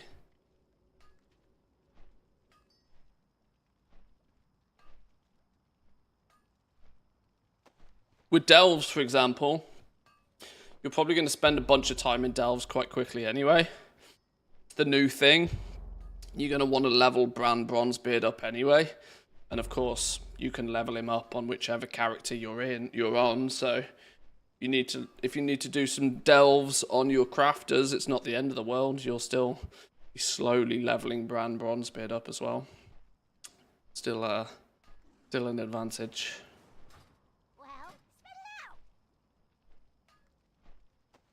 I would point out we went through the best part of 2,000 Stormdust there, leveling that up though, which was not cheap. On top of, what did we do? 2,000 Stormdust, 18 crystals. Oh no, we haven't finished yet.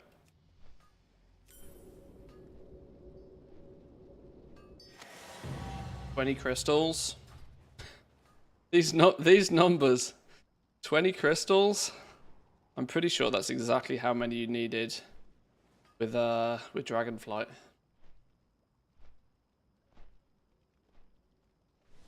And even Shadowlands, who remembers the shenanigans with enchanters in Shadowlands? Where you wanted a pocket enchanter ASAP.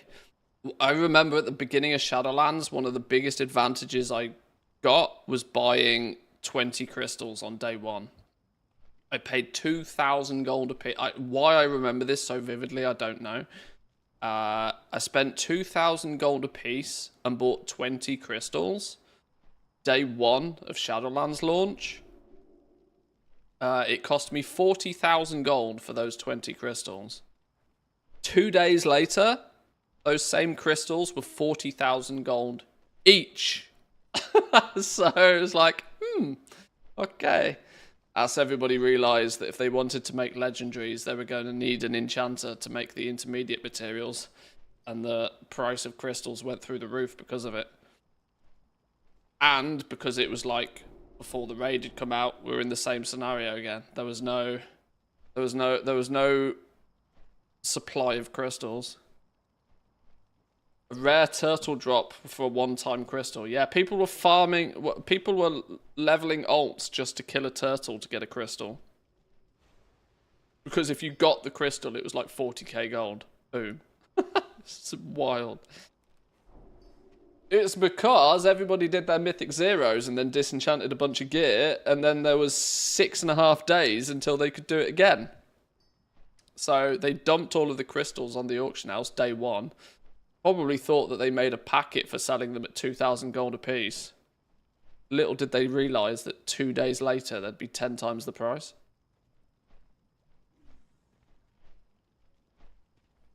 The start of expansions. Literally the best time. Literally the best time. Right, so we've got 100 skill. We've done whatever we need to do to get 100 skill. Now we start thinking about, right, which path are we going to go and play with in terms of, like, actually crafting and making some gold with this. Our crafting orders. Ha! Great. That's going to be annoying week one, isn't it? When things like this pop up. Artisan security, artisan security, artisan security, augment rune, artisan security. You don't seem to get knowledge points from enchanting. Which confuses me. You don't seem to get knowledge points from enchanting doing patron orders. I know there's a way to get your weekly knowledge points via disenchanting stuff, but then where's the catch-up mechanic? Where NPC patron orders are meant to be the catch-up mechanic. So where's Enchanter's catch-up system going to come in from? I don't know.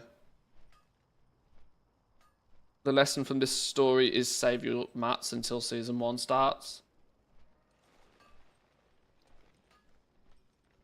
In a way, yeah. Usually you'll find that the launch of the season and then the first reset after, so like technically the 3rd week of the expansion is often like the best. That's when everything goes to the moon.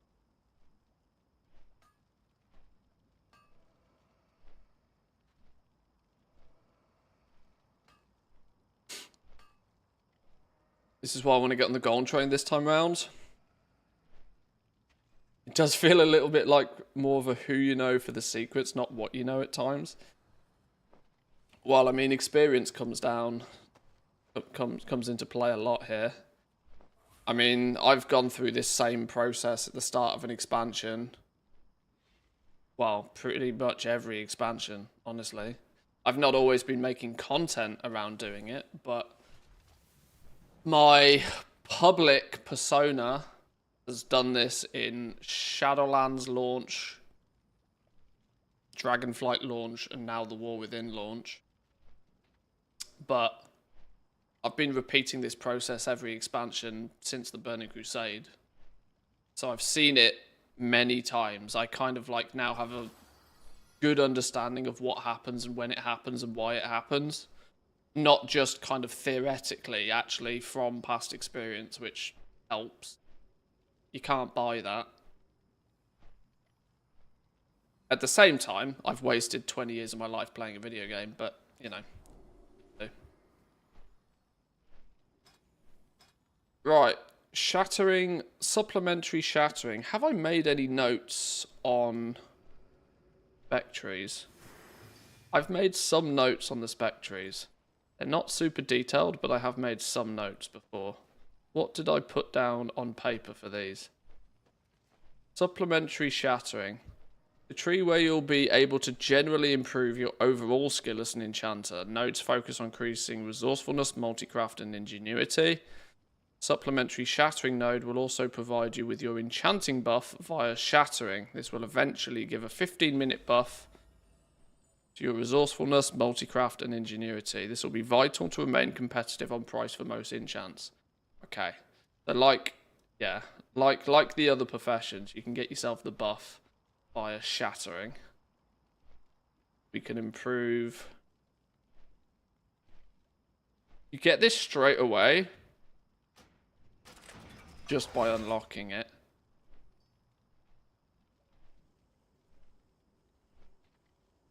I mean, by this point, technically, this is why you level your profession first. By the time you've got this to 100, you can unlock all 4 trees and not worry about it.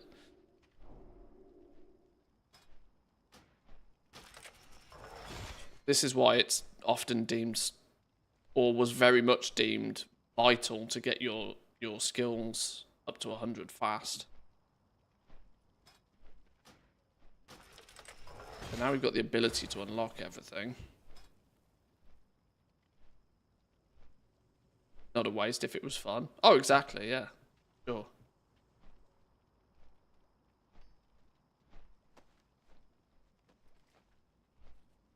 When are the gathering materials at their most expensive?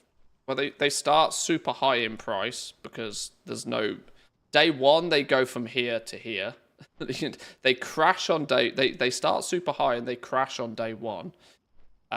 Anything that drops in the first zone will absolutely crash on day 1. So if you can get it in the Isle of Dawn, buy it at the end of day 1. And then 4 days later, when nobody's in the Isle of Dawn anymore, the price will come back up again. So a good example of this was Rousing Earth, and in turn Awakened Earth from Dragonflight. Because you could farm that, well, you weren't necessarily even farming. It was purely because every single player was going through the Waking Shores at the same time, killing those rock elementals, 50,000 times over a piece, right? So there was huge amounts of Rousing Earth and in turn Awakened Earth made available day one. Everybody throws it on the auction house because they think they're going to make themselves like a billion gold in the first day. But what actually happened is that Rousing Earth went down to like 10 gold a piece on the first day of the expansion. And people were like, oh, this game's doomed. There's going to be no gold to be made in this whole expansion. 3 days later, Rousing Earth was 100 gold plus. Because everybody had moved through the Waking Shores and they were now spread out a lot more. And people were focusing on end game sort of content and that sort of stuff. So the same thing will happen in the War Within. Anything that you can get access to in the Isle of Dawn, specifically, en masse, will be very cheap at the end of the first day. And it's not a bad idea to pick up some of it at those prices if you know, feel that you might need it. A week or two after the first couple of days, after players have spread out a little bit more, you start to see the prices of things sort of stabilize. Then what happens is you get people who start leveling their professions, and and the prices of everything do this for a few days because everybody's buying big chunks of them to level their professions. And if players like me have published leveling guides and everybody just looks at a shopping list and buys exactly what's on that shopping list, huge chunks of materials get taken off the auction house multiple times every minute almost. So materials can be a little bit bouncy the first few days. But then when Season 1 launches, you'll find a few days before Season 1 launches, everybody starts planning and preparing. They'll start making their potions, making their flasks, all of this sort of stuff. They'll have finished leveling their professions. And so materials can start to rise in price by that point. And then when the season starts, you'll get all the resets happening. It's crazy times.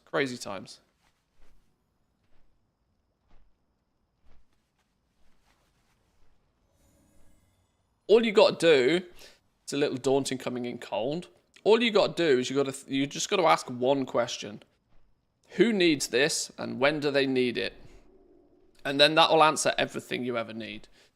Who needs this, and when do they need it?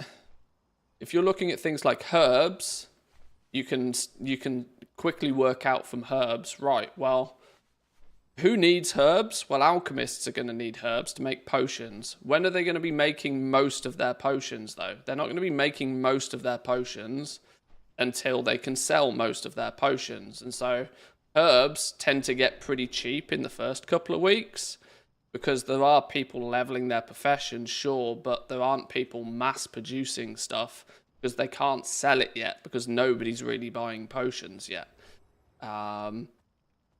But then when the season starts and everybody buys potions and all of those all of those alchemists go back and make more potions and buy a whole bunch more herbs, then the price of herbs spike.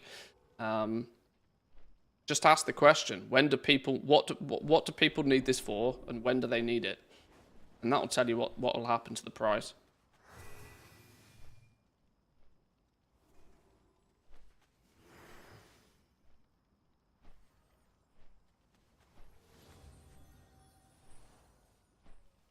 This generic skill across the board. Oh no, it grants you ingenuity now. Have they changed that? Okay. Ingenuity, resourcefulness, and then presumably multicraft. So this tree doesn't give you any bonus flat skill. Ooh.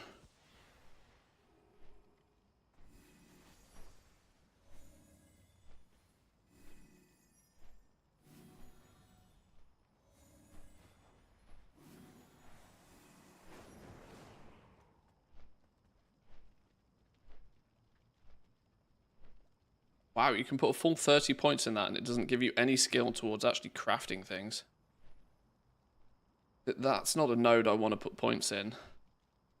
But the multicraft node looks attractive if you're making enchants. So maybe you put enough points in. Put enough points in this to unlock something. Subspec. You put 5 points in here. 5 points in here and then go straight into multicraft.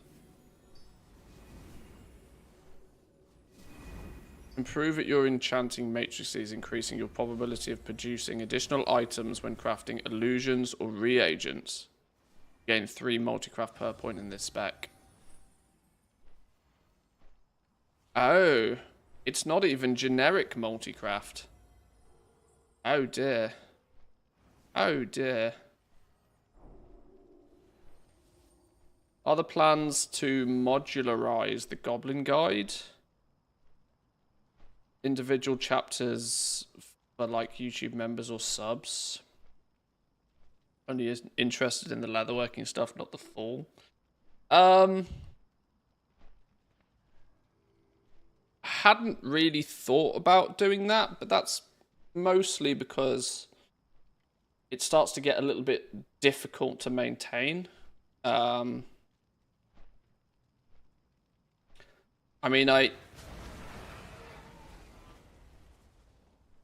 while it's a Patreon perk, if you are simply jumping on the Patreon purely for the access to the guide, it's like 15 euros for all of it. If I was to break it down into chunks, it starts to be no is my honest answer. I think I went with the approach of trying to make it as good a value as possible for the whole thing.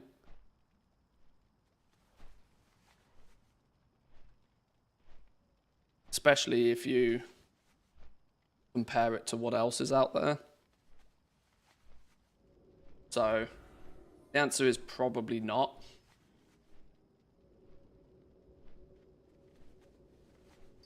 But who knows? Never say never. Never say never. If there's significant demand for that, then we can sort something out.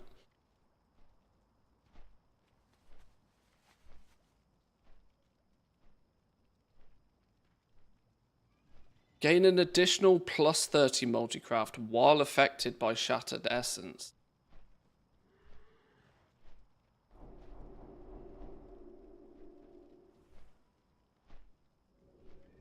Multicraft grants up to 25% additional goods when crafting finishing reagents and mana oil.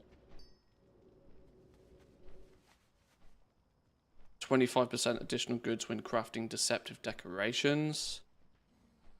Gain 30 multicraft while affected by Shattered Essence.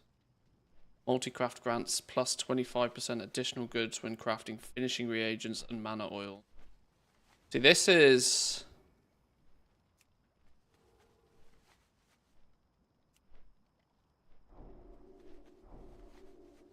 That's a difficult one. Because... Hang on. Let me get some more bismuth rods real quick. Where did bismuth rods go?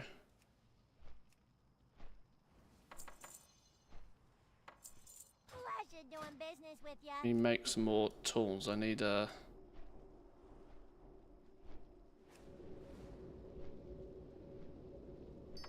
one more multicraft on it. Resourcefulness. Ingenuity.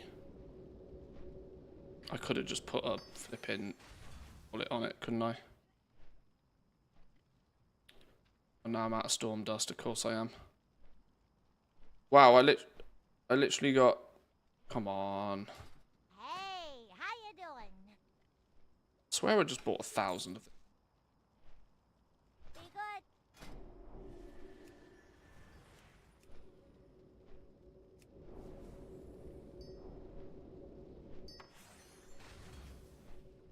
There we go, there's a multicraft.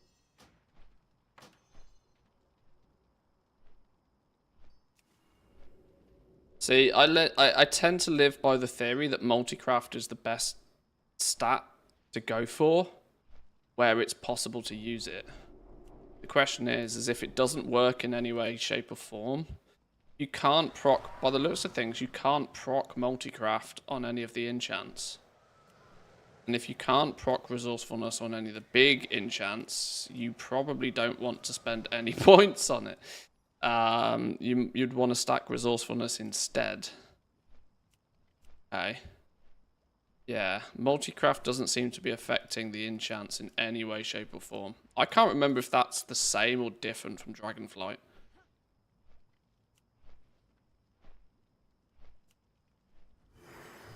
So, once again, it's more a case of the direction you plan to go in. But if we take the assumption that you're going to craft enchants and weapon enchants and stuff, then your actual route is probably more over to this side, where it's going to stack your resourcefulness.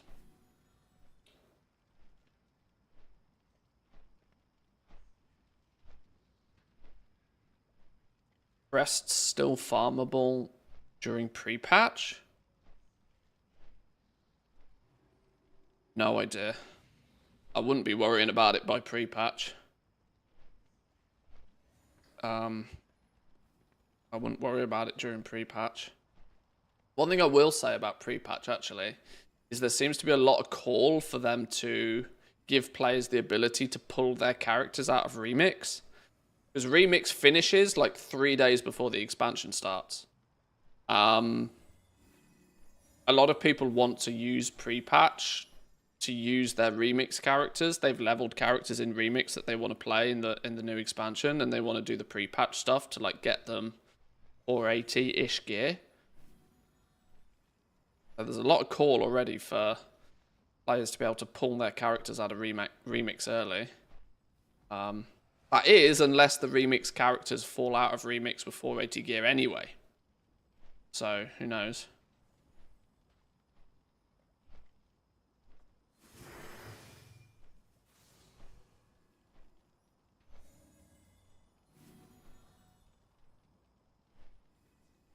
For resourcefulness, the only thing I put full multicraft in is alchemy.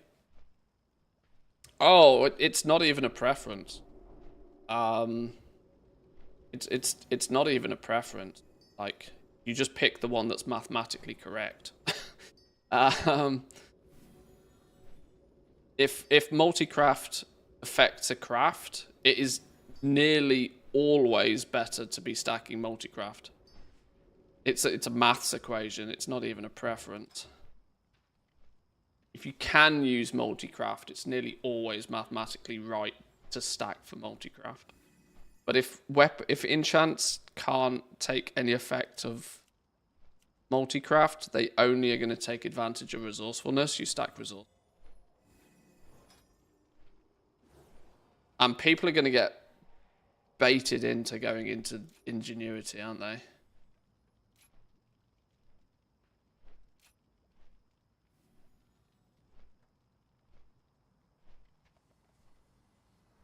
Master the ability to utilize the shattered magical essences to supplement your crafting reagents, increasing your resourcefulness by 3. This spec. Resourcefulness refunds 5% more materials when crafting enchanting formulas.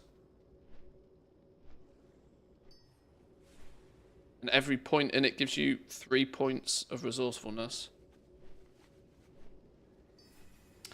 Additional 30 resourcefulness whilst affected by shattered essence. Resourcefulness refunds 10% more. Additional 30 again. Additional 10% more mats. 30 resourcefulness whilst affected by shattered essence. Yeah, that's clearly the best tree to go for. Clearly the best tree to go for if you are trying to actually craft enchants. Supplementary, though, you still want to gain anything that gives you just flat skill in making them first. But you would go, if you're going the enchanting route, at some point you want a handful of points in here, enough to unlock this node, and then you want to fill this node. The rest of it you can ignore.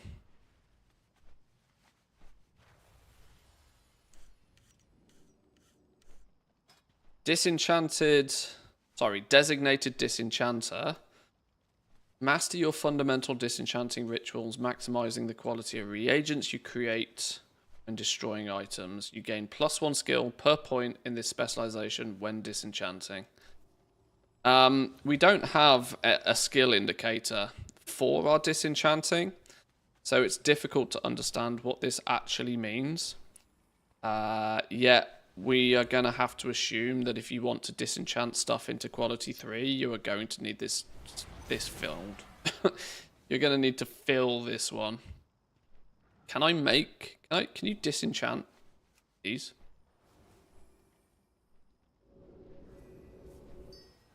You can. Okay, so we can sort of somewhat maybe test this.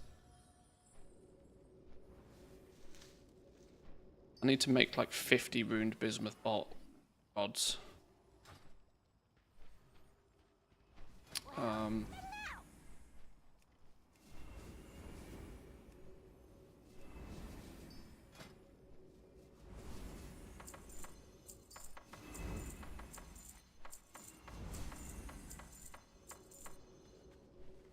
Right, there's a bunch of those.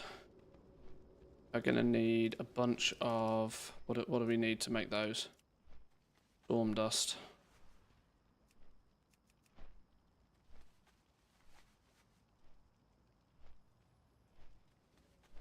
Why won't it let me buy all the storm dust? Oh, I've got no gold. Great. Let's make sweet, sweet profit together.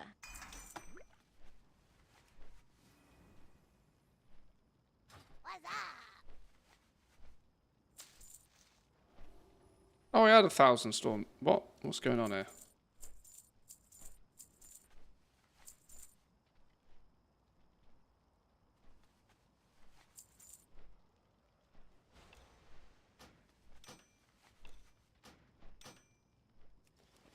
Geordie Guardian with a prime. What a name. What a name. Thank you very much. Appreciate that. Welcome, Em.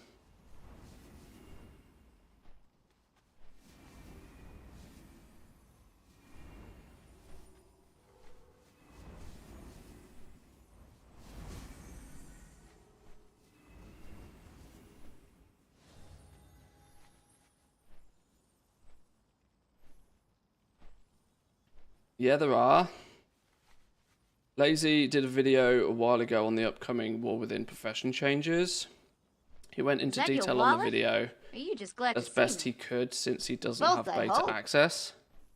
But the thumbnail of the video was literally the best new profession stuff in the War Within and a picture of the tooltip for ingenuity. Video wasn't very conclusive even after 20 minutes.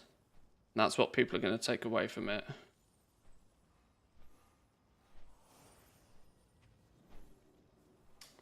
For the proper understanding of how things are actually probably going to play out starting with launch. Well, let's say it took a few weeks of watching your entire morning streams to get a partly good grasp of it. Kamikaze with a prime as well. Thank you very much. Appreciate it. Good mornings. Or good afternoon, maybe by this point. It is, yeah. Well, secondary stats for crafting is just a priority system. It's pretty much a priority system. You can quite simply consider that multi-craft is your most important, followed by resourcefulness, followed by ingenuity, is a pretty good rule to follow. There are exceptions, because there are always exceptions to the rule, but more often than not, multi-craft is going to be the one you should, if given the choice, if somebody hands you 3 options, you should take multi-craft if it's offered to you, most of the time.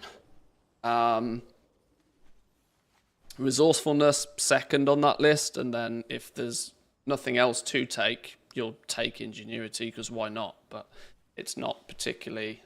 It's not a high value stat, even though it's a new one.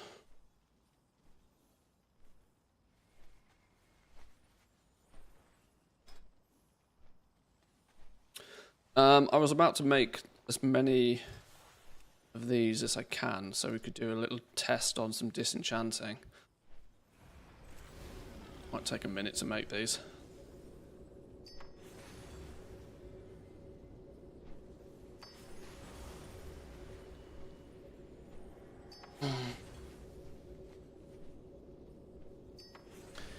Do we know if professions are available for the 3-day early access or not? Yeah, they definitely will.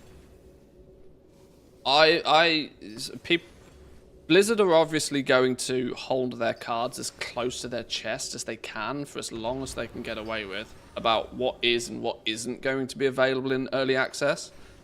The only thing they're going to look at it from a player power perspective, such as they're not going to want players who have early access to be able to get significant player power gains on those that don't have it. In essence, they might restrict, like, one thing they've said is they might take like the super rare items off rares, so people in early access can't farm all of the rares when there's less people to farm them, and get all the super rare items quickly. That's deemed an advantage. They're going to obviously restrict what gear you can get from what dungeons you can do. They don't want like big weekly quests to be implemented during that period of time. It's nearly always linked to like significant amounts of player power.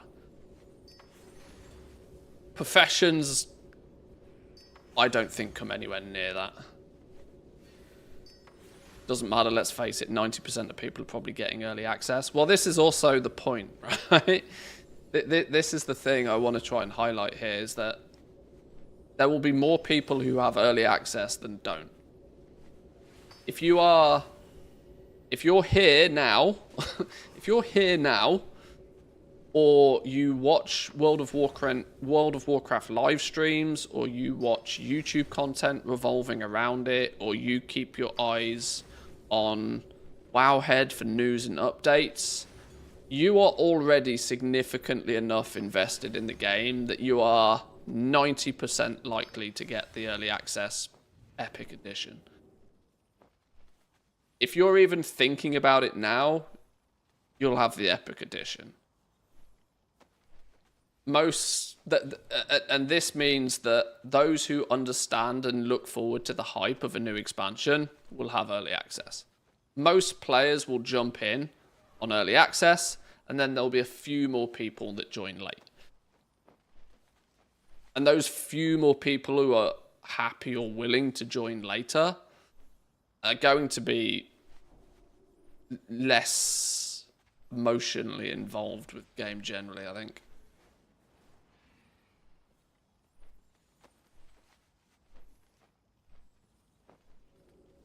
We're such a small percentage of the player base. I don't even think we're small, but yes, you're right. It's more common to not pay attention to all of this stuff than it is to pay attention to it.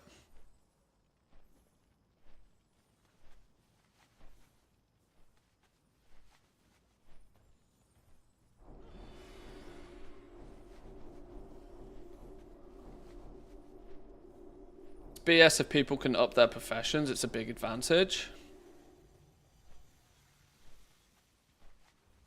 But just having access to the, like, this is where it's difficult to quantify, because just having access to the game is an advantage. Even if you can do nothing more than level, well, guess what? I'll just level for 4 days, and I'll come out of the early access with 5 level 80 characters, and then when everybody else is leveling up their first level 80, I'll already have 5 level 80s, and I'll just do all of the stuff that then was restricted for a few days. Like, there's never a scenario, and this is why I think Blizzard are keeping their cards as close to their chest about this. There's no possible way to both give people early access and not give people an advantage. It's ludicrous to assume that those two things can even occur. And so, of course, people will whinge about it and complain about it, but as much as it's horrible, and I really wish Blizzard weren't doing it, the solution is to cough up $90 and get early access. I'd rather Blizzard didn't take this kind of scumbag business approach, but they have. And so if you care enough about it, your option is there.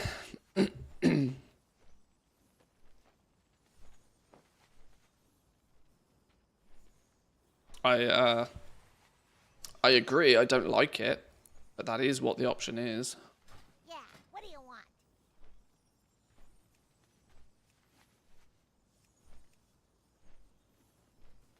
Glad I could help. Right, where's my book of be a good enchanter gone? May the eternal sun shine. That one.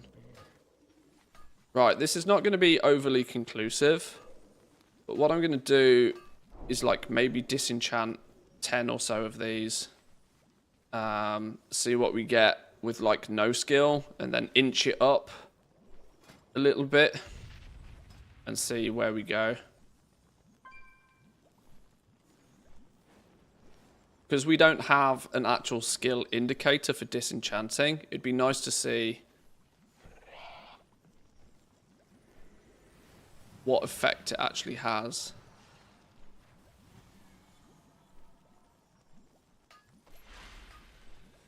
Attune your disenchanting rituals to the magic of uncommon Kazalgar equipment, increasing your skill by 1 per point in this spec when disenchanting such items. Plus 5 skill when disenchanting uncommon equipment. This is highlighting on uncommon equipment specifically. You now have a chance to create more storm dust when disenchanting uncommon equipment. And finally, your chances of creating additional storm dust when disenchanting uncommon equipment are increased. Are increased. It got bigger. Okay, thanks for the clarification on that, Blizzard. It gets bigger. Okay, we don't know where it starts. We don't know where it finishes. Okay, got it. Right, so let's disenchant 10 with... Hang on, we're going to need to... let's disenchant 10 storm dust. Disenchant 10 with no skill attached anywhere. See what we get. Oh, we got some quality too.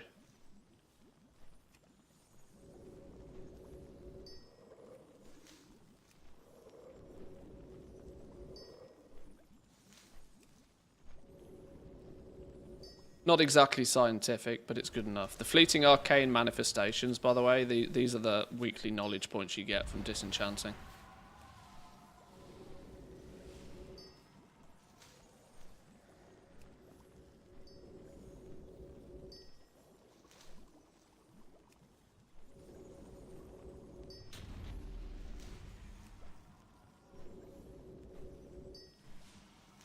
Okay.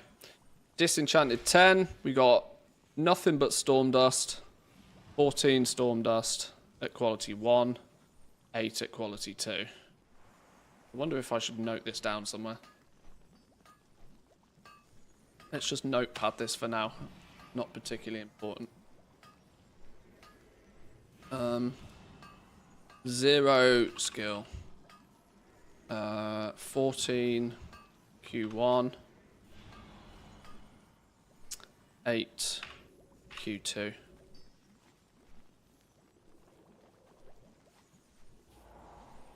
Now let's inch it up by like 10 points or something.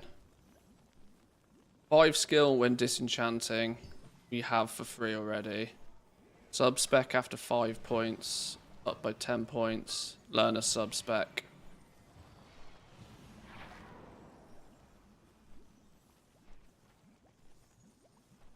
Well, it seems to make a lot of sense to me to fill this one out fully. That means whatever you disenchant, you've got plus skill against it, as there is clearly 3 different skill values for disenchanting, depending on what you're disenchanting. They must have broke it down into 3 different qualities. So you want to fill this node first, and then we'll fill this one.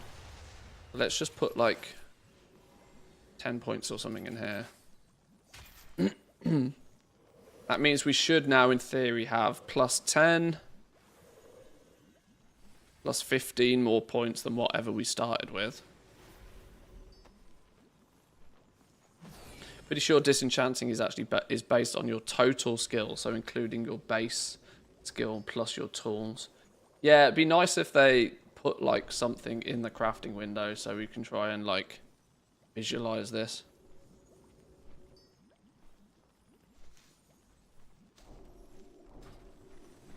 I want to put these materials. These quality 1s and quality 2s are going to be valuable for testing later, so I don't want to delete them. Let me put these in the bank. I've seen you around here before. Oh. Have a good one. Right. Now, has that made any noticeable difference?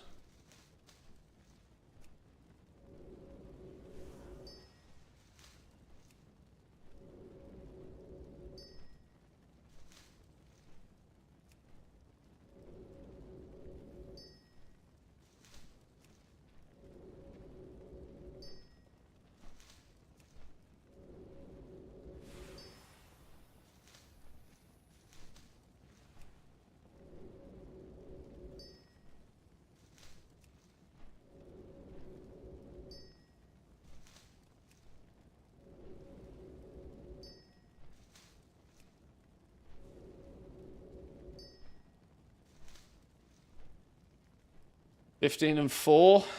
I mean, I'm going to go as far as to say that's made absolutely zero noticeable difference whatsoever.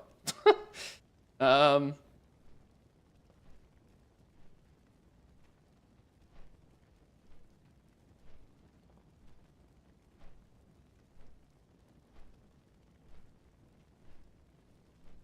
fact, technically, it was actually worse. In terms of, like, yield, it was worse.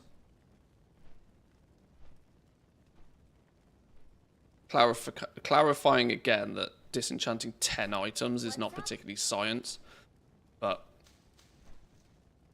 start with something not particularly scientific and then we'll...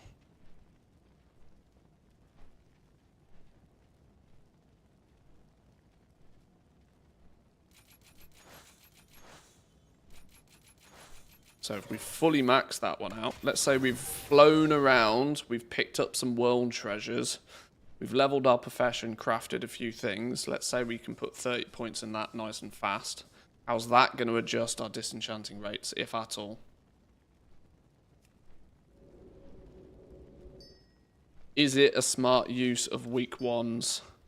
Well, we started off with a storm dust straight away at quality 2. Quality 3. I need to get rid of this real quick. Now we're actually getting some noticeable difference here. We seem to have increased our chances to get... Are we going to now basically not get Q1? Oh no, there's our quality 1. So at least we know that the skill works. It's doing something. Still getting mostly Q1 though. Oh, he says.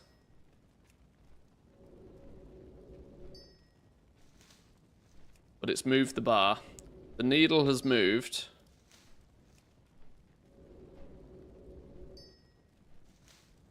Okay. Needle has moved. Our yield, quantity of actual storm dust produced hasn't really changed, but we have definitely now seen an increase.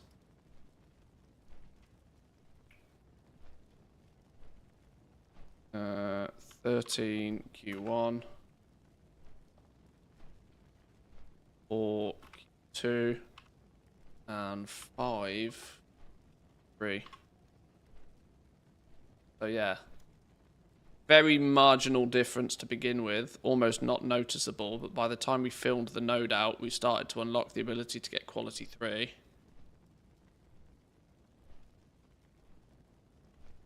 Now what happens if we go as far as to put more points in the uncommon node as well? We pick this up as a sub-spec. There's a node here where you get to create more storm dust. But what if we then throw another 20 points in here to get the chance to make just more storm dust? Now we've spent 50 points.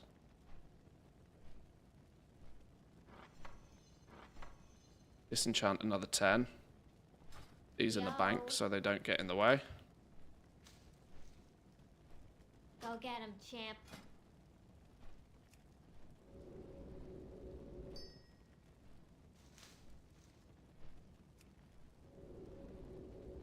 An AOTC raider, I couldn't care less whether the early access has a thing or not.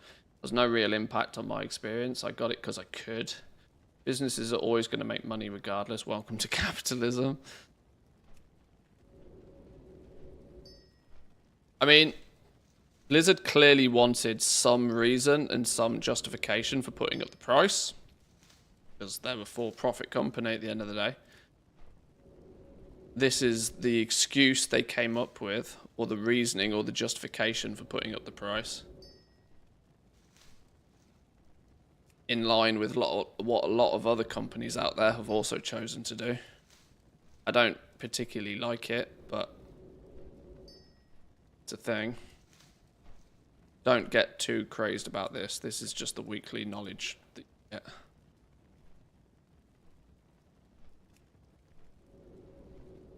They were going to put the price up anyway. Ultimately, this is just the value proposition they're trying to sell you for putting the price up.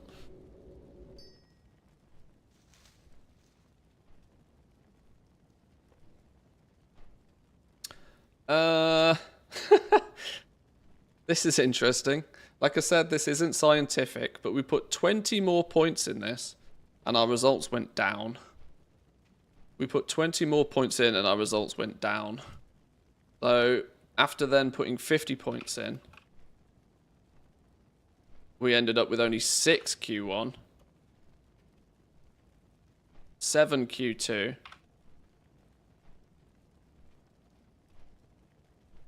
and 3 quality 3s. So we gained a lot less quality 1. We gained more Q2, but less quality 3s. In other words, probably net neutral. The needle didn't really move, even though we put 20 more points in this. Okay.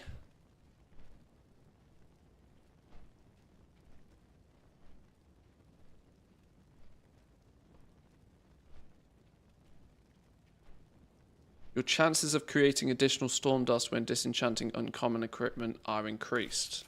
So we go the full whole hog, full 60 points. Now I need to craft some more rods, don't I? Yeah. Don't be a stranger. We craft some more rods real quick.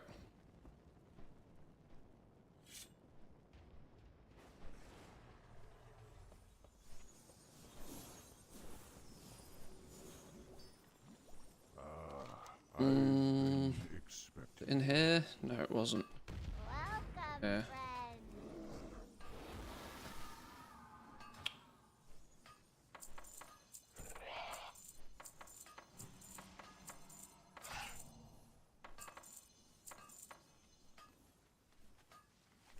Enough storm dust at Q3 to make all of those.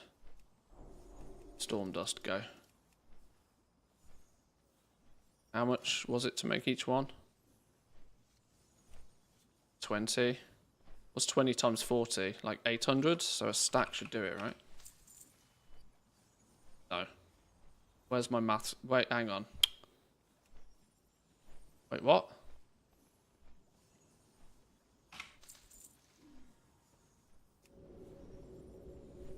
Alright, let's get them crafted.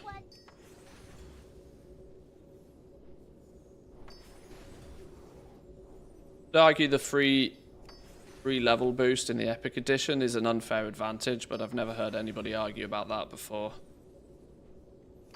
Yeah, I mean, like I said, it's not so... It's just a justification for them putting the price up anyway. They were going to do it regardless. It is just better that they do it and give us something at the same time. It feels more horrible when they do it and don't give us anything. But I still think it's just the concept of early access in an MMO rubs me the wrong way, because it's an MMO. The thing that makes an MMO is the fact that it's all the people, you know, in one place at the same time sort of thing.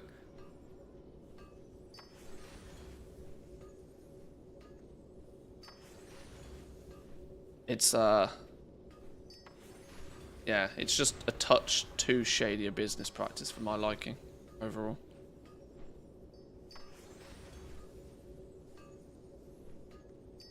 There's a company with a good game that doesn't go all wild on price, like Baldur's Gate.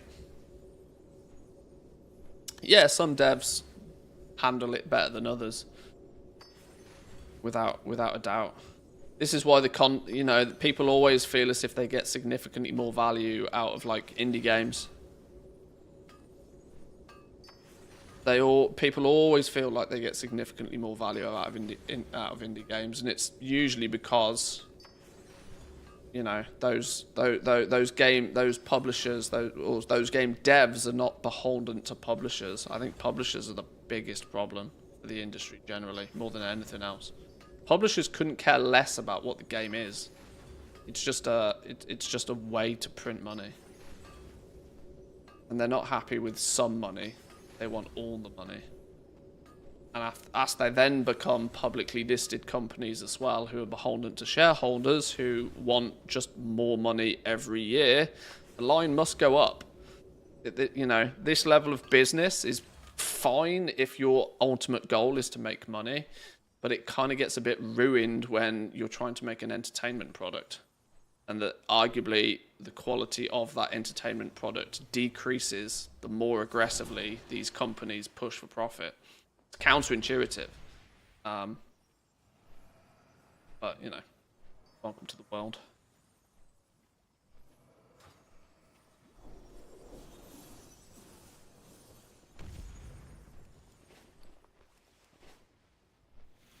That said, it has never, ever been better. It's never been a better time to be a World of Warcraft fan than it is right now, though.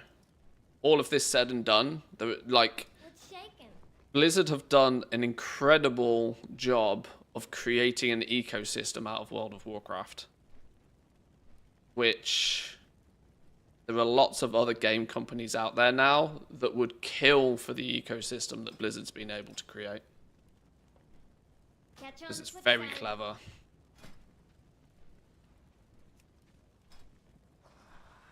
Right, we didn't disenchant anything once we put the points in, did we? Let's break these down.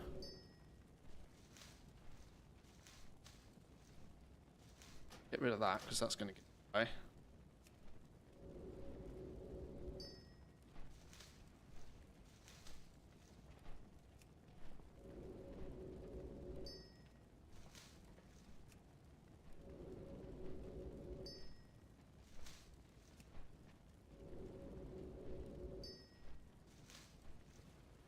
So 60 points in, and we are still getting quality 1 dust, by the way.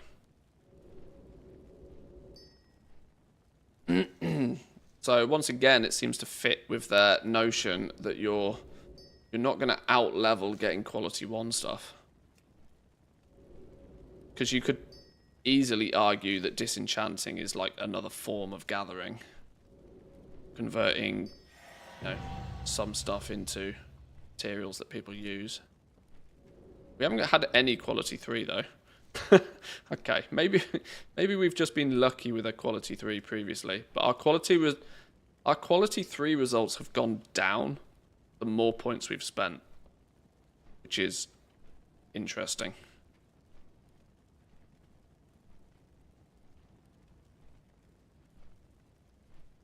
Right, we're gonna do.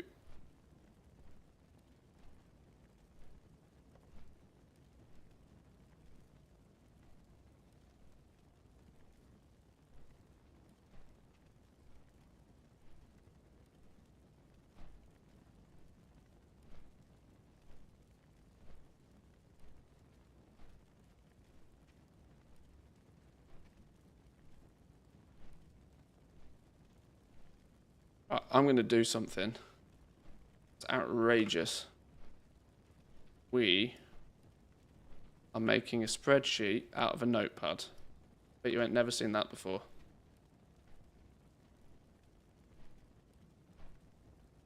This is unprecedented notepad skills right here.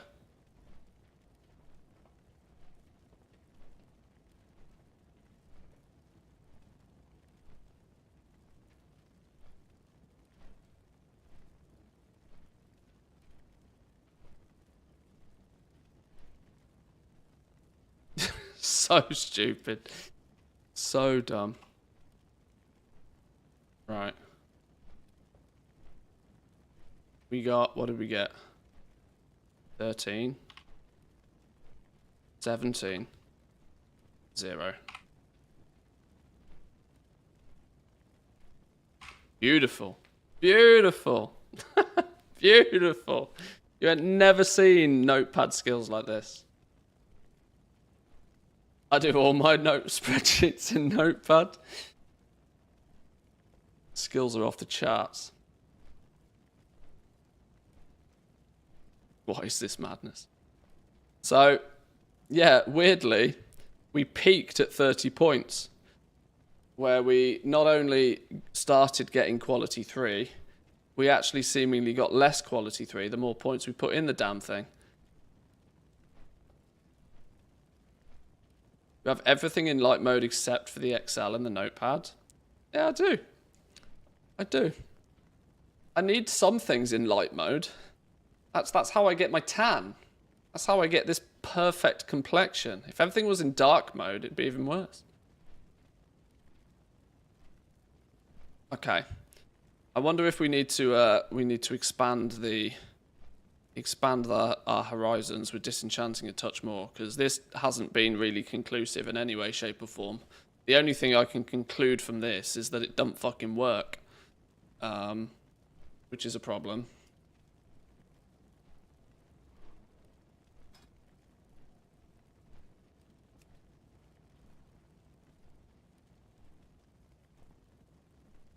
Resourcefulness, ingenuity, multi-craft while practicing in enchanting. That's not going to help us with disenchanting at all, is it?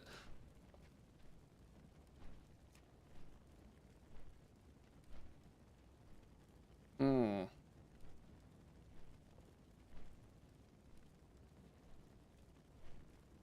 Hmm.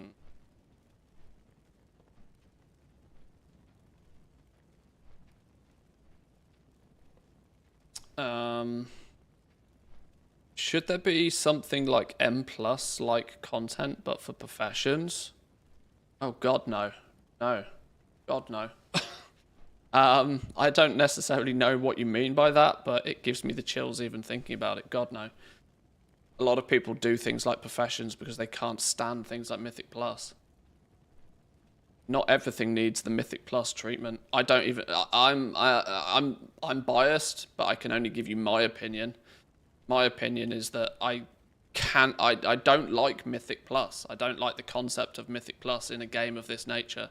It's a game that suits an ARPG. It's, you know, that Diablo style gameplay is fine in Diablo. In an RPG, it's people enjoy it. I don't. Keep it the hell away from my professions, honestly. Weekly affixes on crafting? Banned. Actually banned.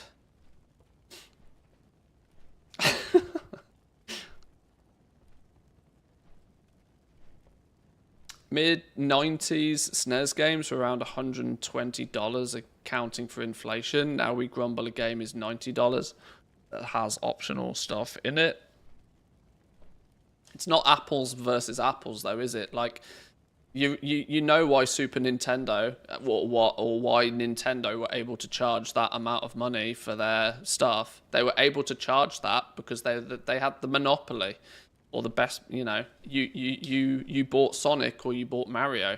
You had two choices. You had two games. Of course, they could charge outrageous things for it. Completely different landscape. Completely different landscape. This is one thing that, you know, playing around with professions in a game like World of Warcraft can teach you.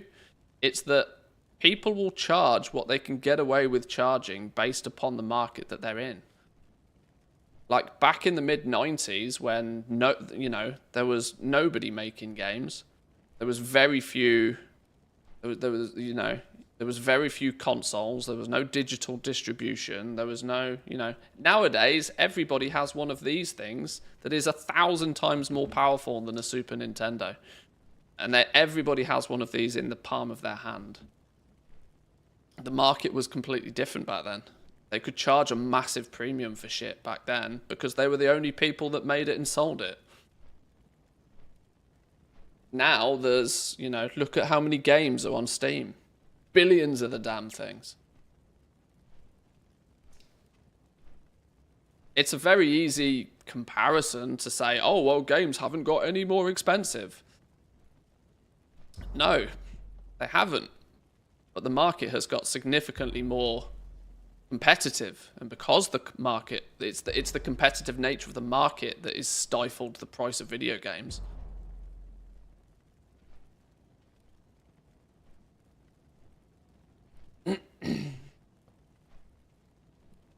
Alex Kidd and Miracle World? Oh, we got some old school gamers in here. Oh, sheesh.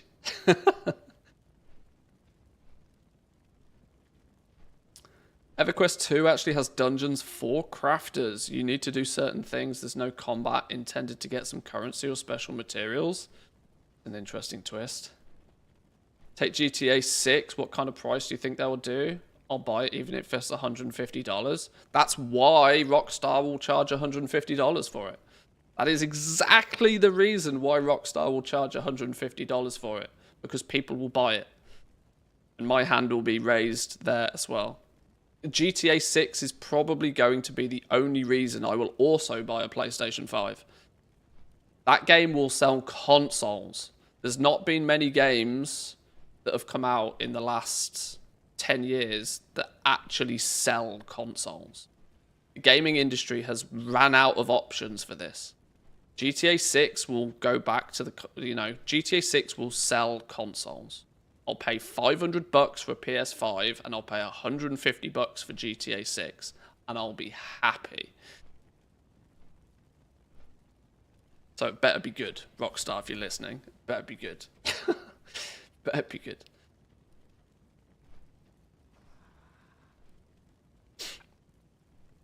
Do we have profession-specific locations like Alchemy had the Altar of Rot this time round? Please lie to me and just say no. It's not a lie, and no, fortunately. Or at least if they plan on doing something like that, they haven't yet.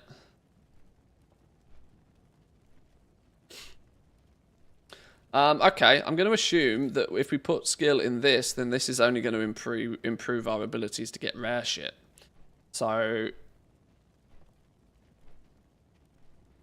And then, of course, you're focusing on getting gleaming shards, and you're focusing on getting crystals if you go the epic route. So now this is about as optimally as you can possibly be in regards to disenchanting to get dust. There's no dust conversion. There's no conversion this time with enchanting. It's not that I've just missed it, right? There's literally no... There's no up or downness. There's no up or down... Well, in fact, it wasn't really up or downness so much, was it? As you turn one reagent into another.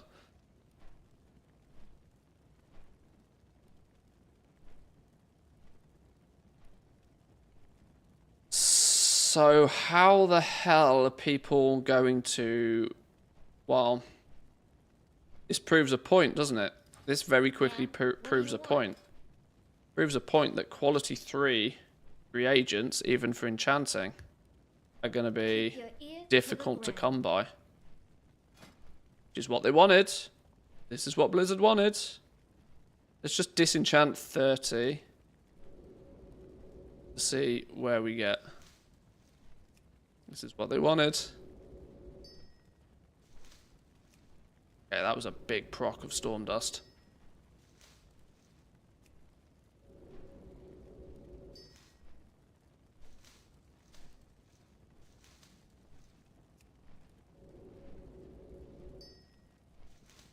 Oh, don't get in Q1.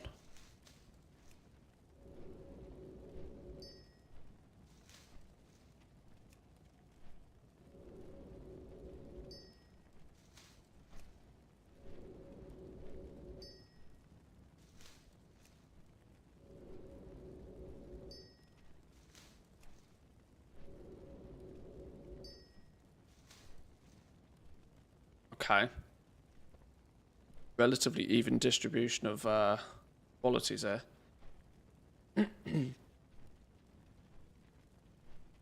By the same argument, Larian charged $60 for BG3 because that's what the most they felt they could get away with.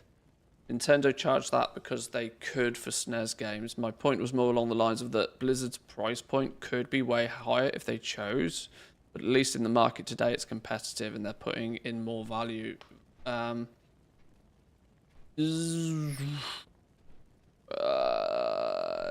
Blizzard's business model is entirely different. Like, entirely different.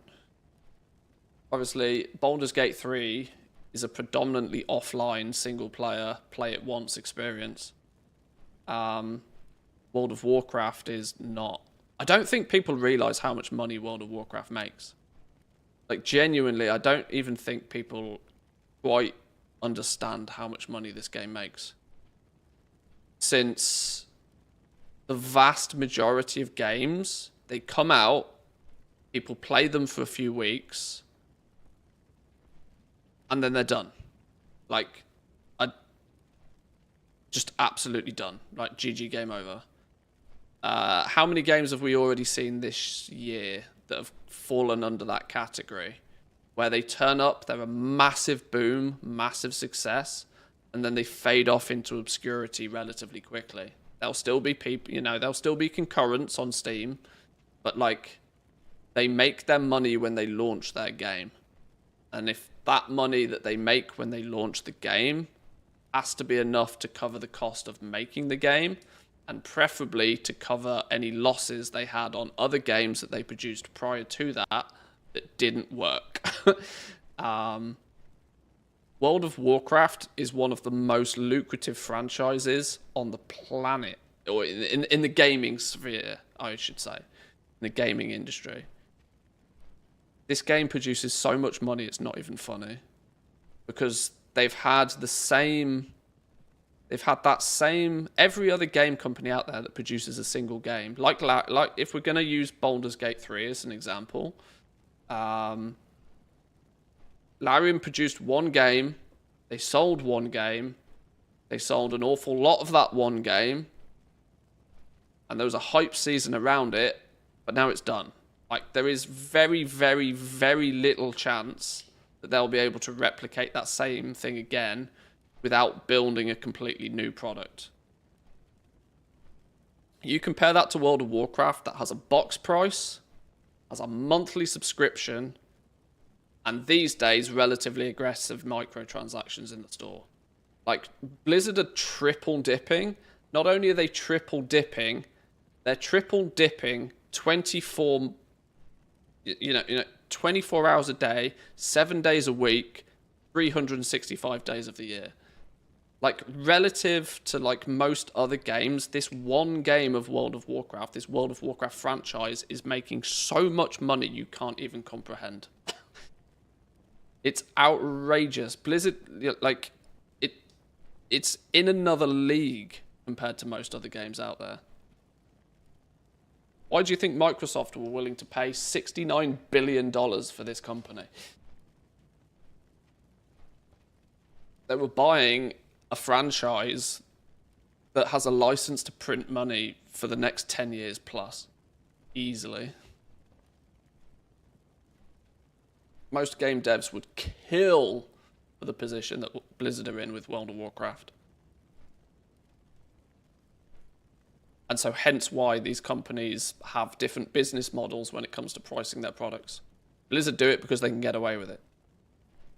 I know Larian paint the picture of like, look at us, good guys, Larian. We only charge $60. We gave you a game that has 500 hours of gameplay. Look at us, we're the good guys.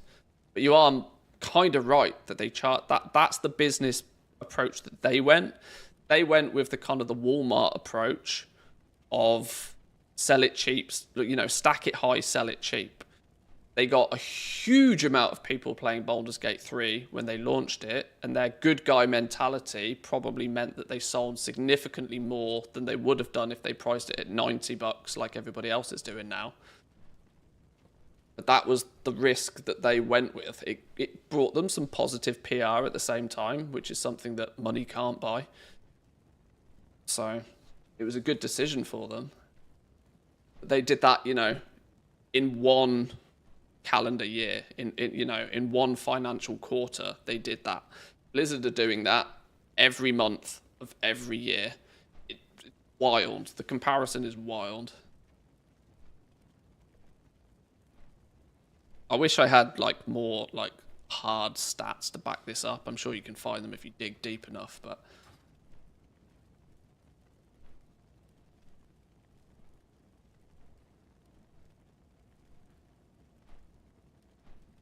nine, 10, and 8. What's the word on the street? See you around, friend.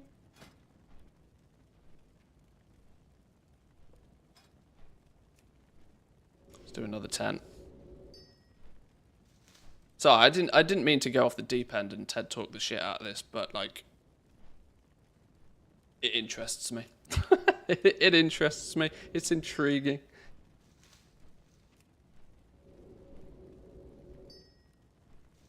I think it's becoming more and more apparent that I actually enjoy economics on a wider scale than just tinkering around with a silly video game such as World of Warcraft.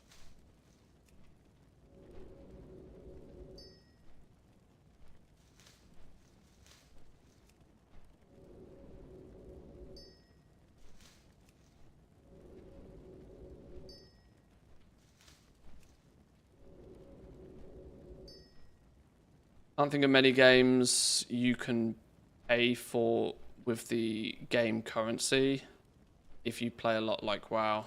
Well, that in itself is a very clever business decision. Which they well, I would like to say they stole it off Eve, but I'm not sure they completely stole it off Eve. I'm sure the concept was more widely adopted than just Eve, but Blizzard killed 2 birds with 1 stone with the token. It was very, very clever. They had the problem that there was third parties selling gold, which was in turn causing, as we know, problems with bots, problems with account hacks, problems with, you know, general customer service related issues. And more importantly than anything else, there was a market there for it, and Blizzard weren't making a penny from it. So not only did they partially solve the problem of third parties selling gold and causing them problems. I say partially because it still exists to this day, but it diminished the effects of it. Not only did they manage to do that, they gave a way for players to quote-unquote play the game for free if they work hard enough, whilst all at the same time making their money. Wonderful stroke of play. Genius business decision.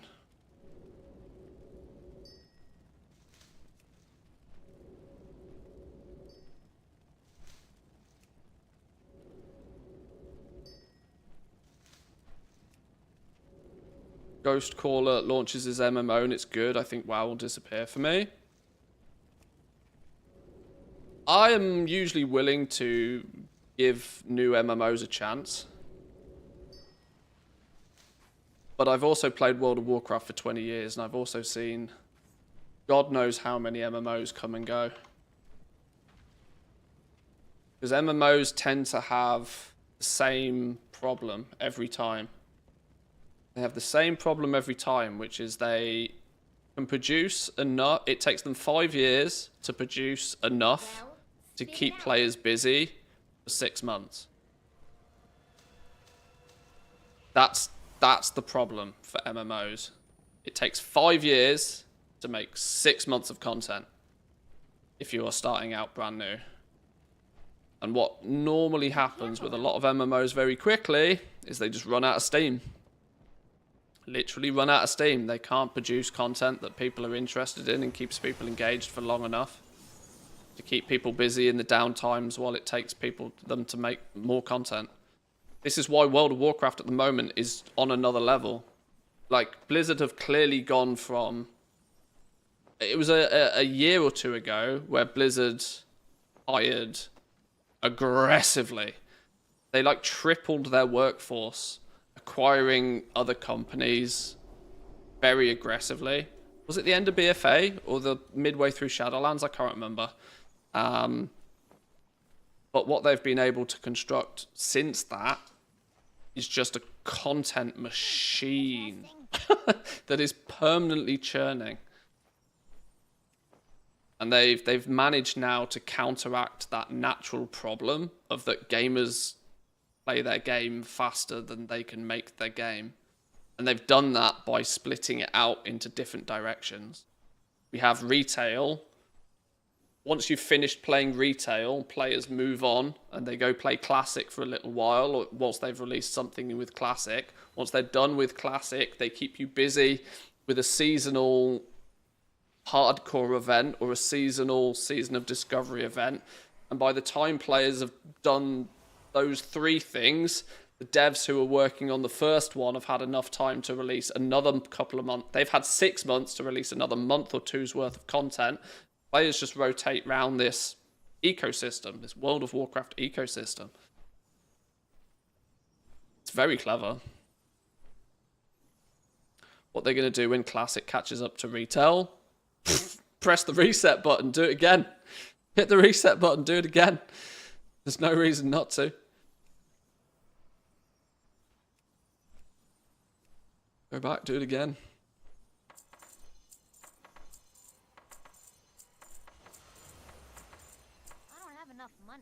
Oh no, I'm cash poor. Cash poor. Fix that problem. Time is money, friend.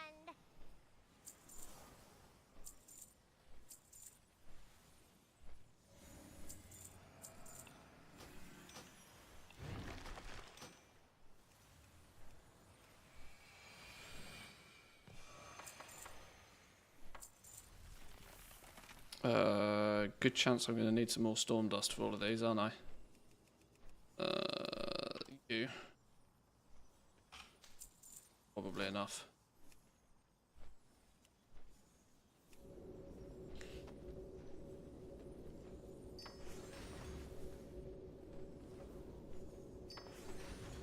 Reset's already happening with the Classic Fresh servers.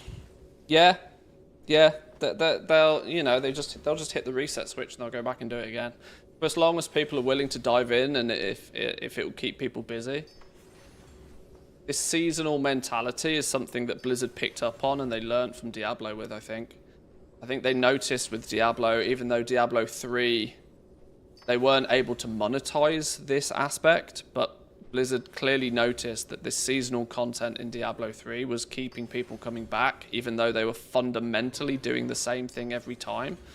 That hard reset, that opportunity to start again and progress through it, attracted people who just quite simply wanted to do it again. It attracted people that missed out on it the first time.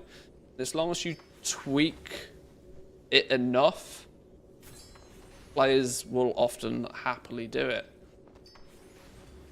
Diablo 3 showcased to them that this works particularly well, and it's of no surprise that World of Warcraft, at least retail, has gone more this seasonal approach. More and more and more in the last few expansions. Every patch almost feels like a reset. It used to be that you could carry your gear from one patch quite far into the next, but nowadays not so much.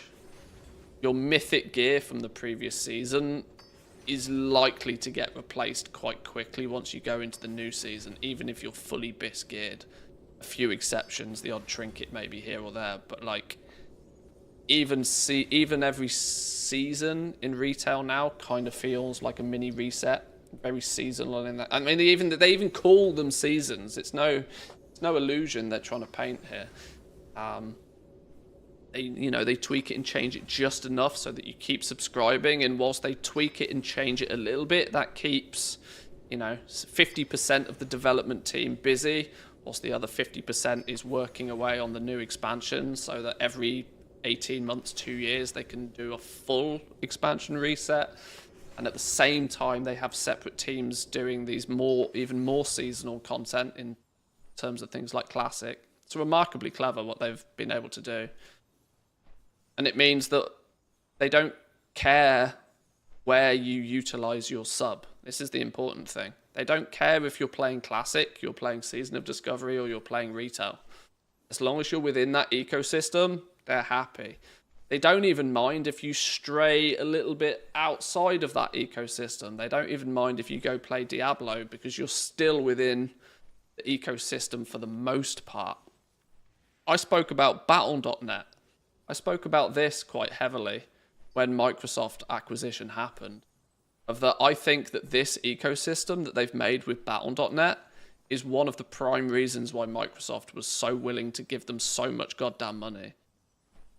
Because there'll be a lot of players out there, and I'm sure you could put hands up in chat if this is the case. Some of you will bounce between the titles that are on the top of this list and almost never go anywhere else. And even if you do go somewhere else, it's only temporarily until you end up back playing one of these games. And that's worth massive money. Look what Apple has done with creating an ecosystem out of their customers. They're the pinnacle of doing this. Apple are like the poster boys for creating an ecosystem out of a company.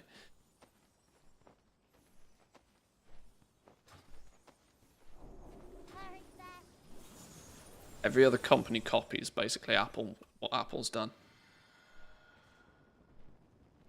What was it now, like 15 years ago, probably more, you bought that, yeah, we'll say 15 years ago, you bought that first iPhone, and you really liked that first iPhone, and you decided that to go with that iPhone, you'd buy that new iPad, because you could share the screen across the two, and you had the same apps on both of them. And then after buying both of those, you realised that, well, this Windows laptop I've had for ages died. Well, I've already got the iPhone and the iPad's really cool. What if my Mac was also in the same, what if my Mac would work seamlessly with the two? And then you're three products deep. And the headphones, and then the watch, and then everything else. And then when you're in the ecosystem, it's nearly impossible to let it go. Once Apple have you, they pretty much have you for life.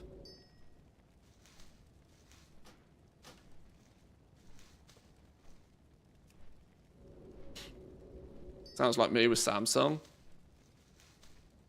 Other companies have tried to replicate the same. Samsung arguably have probably done it better than anybody else. That's not Apple. Apple have got it on lockdown.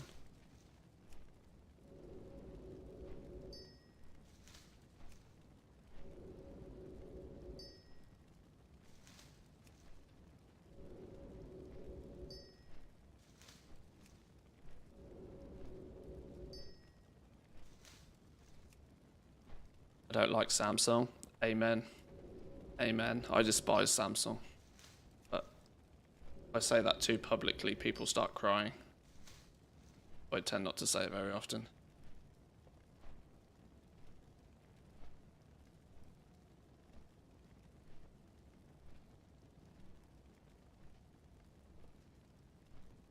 There seems to be quite a wild variance with what we get. Disenchanting. This clearly needs big numbers to really determine anything. I will transfer all of this to a spreadsheet and do actual spreadsheet stuff with it, don't worry. But like, I just wanted to see how things feel. Hey, how you doing? But you can kind of see here that there's still heavy weighting on getting lower quality materials. Meaning that quality 3 storm dust, even more so quality 3 shards, and even more so quality 3 crystals. Woo! Spicy meatball. Real spicy. I really wish you'd put a keybind on Disenchant. Yeah, I know, I should have done. You put it on 1. That'll make you happy. Catch you on the flip side.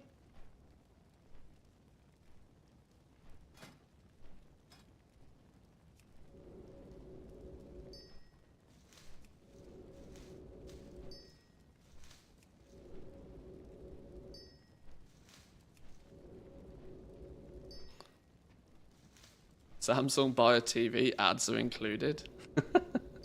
The fact that TV manufacturers are getting away with selling ads on the TV you bought off them is fucking hysterical to me.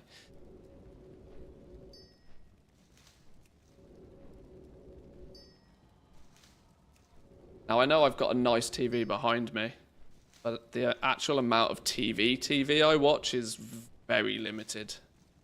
Very limited. This is just a fancy Netflix screen, if I'm honest.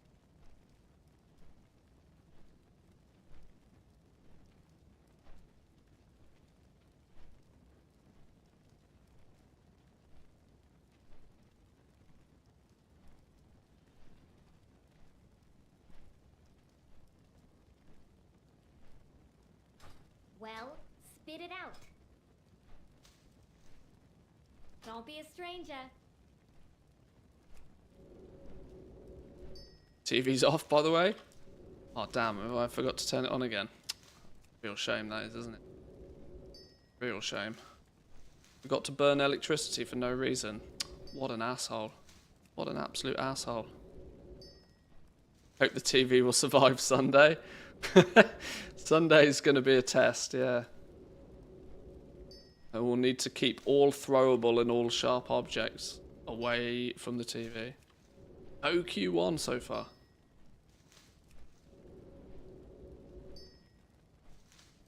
Well, that was a better...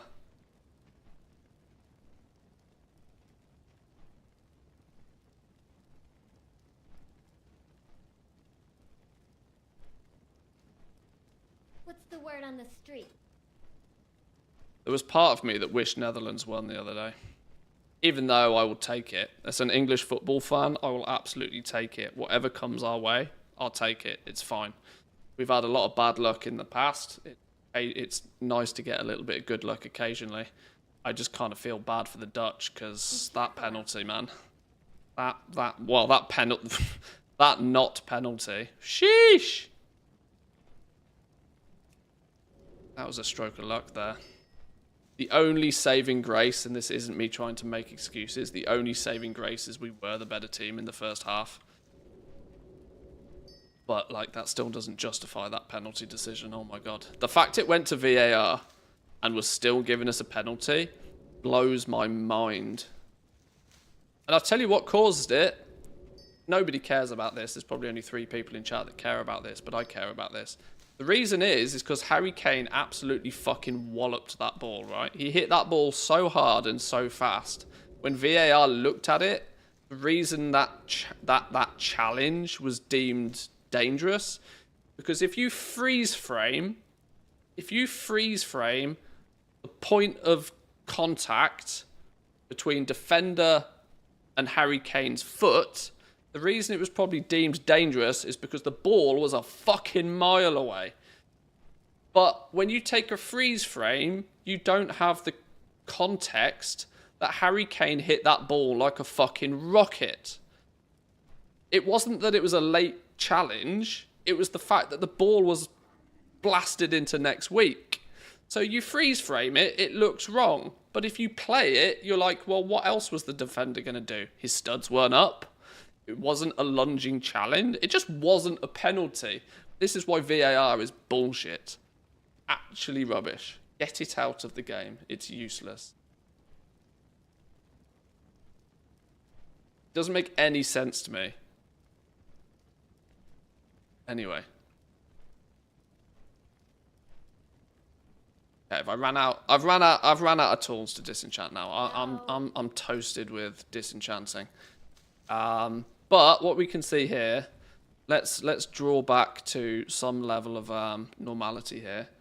What we can see now is that you're even fully spec'd into maximum disenchanting on uncommon stuff, because that's all I can easily test right here, right now, or all I'm willing to easily test right here, right now, is that if you're trying to get Storm Dust, you are going to produce significant amounts of quality 1 and quality 2 storm dust in your hunt for quality 3 storm dust. So, where are we going to use all of this quality 1 storm dust that's going to be produced? Where's all of that going to go? Because it's got to go somewhere, or it just piles up and up and up and up and up. It's got to go somewhere. So where do we think that that quality 1 storm dust is going to go?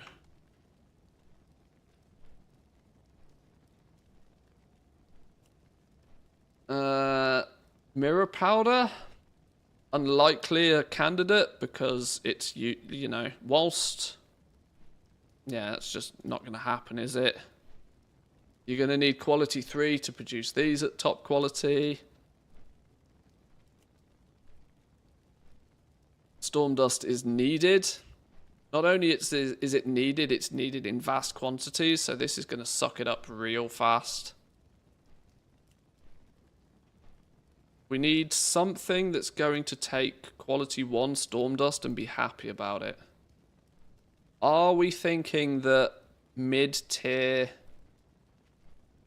or low-level enchants might be something that you can skill up far enough to surpass the recipe difficulty, so much so that you could use... No, because you lose so much. Are you going to be able to... with a few more tools? How far are we off here?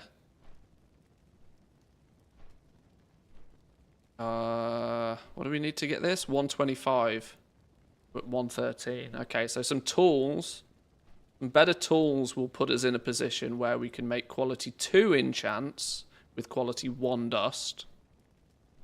Which is something. That is assuming that you can get shifted your quality 2 enchants. That'll hoover up a lot of the cheap stuff.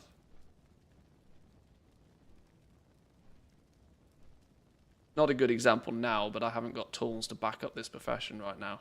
If I did, quality 1s would go into producing quality 2s. Because I'm only 12 points off. And there's like nearly 40 points available up here, so... No, there's 32 potential points we could get up here. If you've got a full set of tools... Let's make sweet profit that makes together. sense. Rudy Brody with a tier 1, thank you very much. I appreciate that. Thank you, thank you.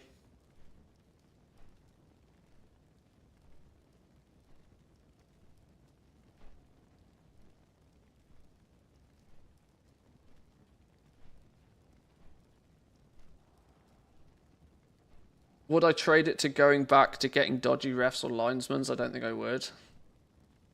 I think they need... I think they need to let VAR... They need to let VAR do what VAR is good at.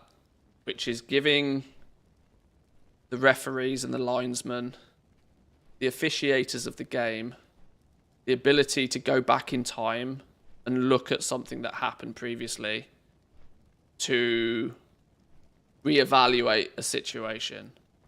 The problem we have is that the rules have changed substantially almost because VAR is a thing now. The rules need to go back to being really simple, like the handball rule, for example. Like, if the ball is struck at pace and it hits your hand, it's not a handball. We don't need snickometers to see if contact was made. No. If the defender does this to stop the ball going past them, it's a handball. If the ball is blasted at them and they turn and they shield themselves and it hits them on their arm, it's not a handball. It doesn't matter. Like, deliberate, not deliberate. Did you put your hand on the ball, yes or no? If it struck your hand, well, it struck your hand just as much as it strikes anything else. Like, they need to go back... Like, the rules have got more complicated since they added technology into the equation. The technology is meant to be there to assist and to help reevaluate a decision, maybe bring some clarity to something, but the rules need to be simplified. the rules have got more complicated and more technical.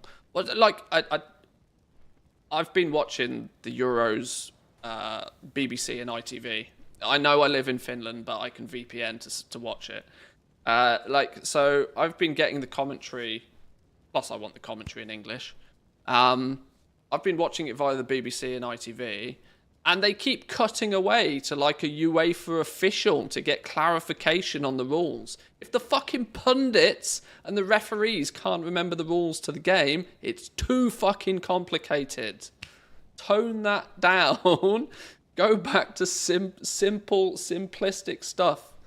You know, if the referee was looking this way and something happens behind him and they don't see it, that's where VAR should come in and give the referee eyes in the back of his head. But the rules should still just be simple. Doesn't need to be complicated. Mental. Anyway, we'll move on from football because I know most people don't yeah. Manthius likes BBC. Sus. Love it. Love it. Cannot get enough of it. Slurp it down.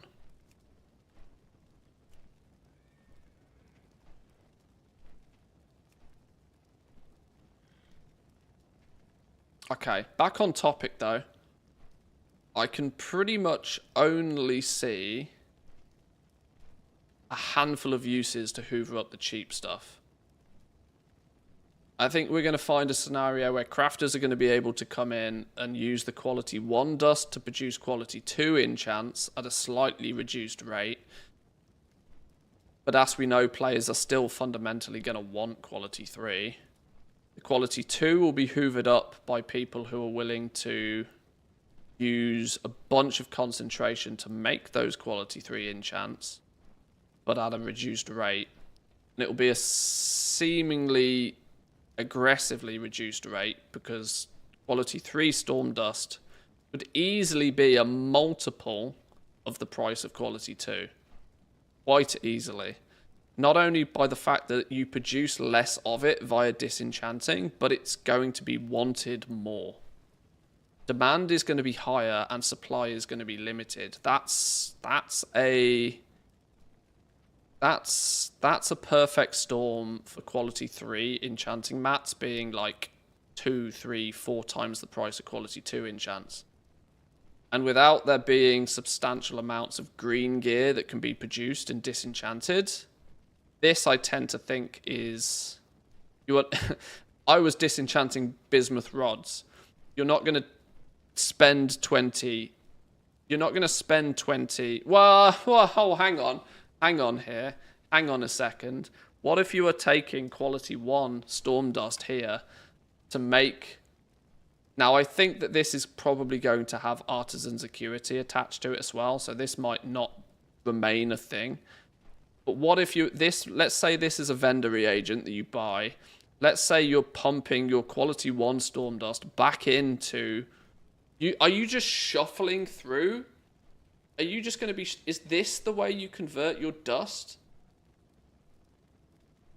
Are they going to sell you a vendor reagent and you're going to shuffle your cheap dust and you're just going to recycle it through? So whenever you get quality 1 or quality 2, you're going to funnel it back in and you're going to make more ruined bismuth bolts, and then you're going to disenchant those, and then you're going to buy more bismuth bolts to make more ruined bismuth bolts, and you're going to keep rotating this until you've ultimately got as much storm dust at quality 3 as you can get your hands on. Yeah, that's arguably what people are going to want to do. But that is all very heavily dependent on the fact that they don't change the recipe for this. If they slap Artisan's Acuity on this, that is broken instantly. Because you're not going to craft these to disenchant them.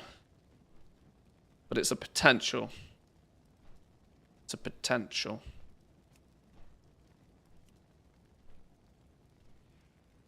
Much like these things could replicate the same. These things could work in the same fashion, but for your shards. So maybe this is your dust. Maybe this is your shards.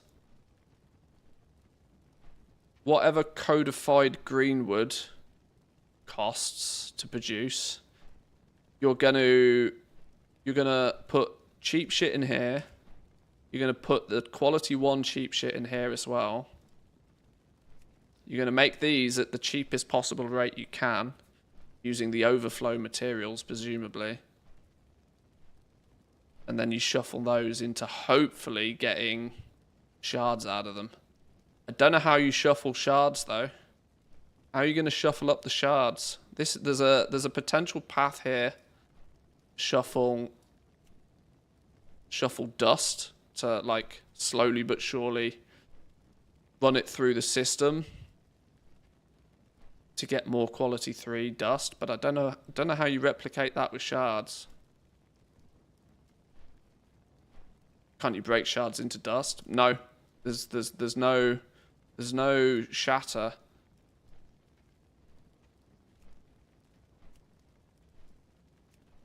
This shatter is not an element shatter.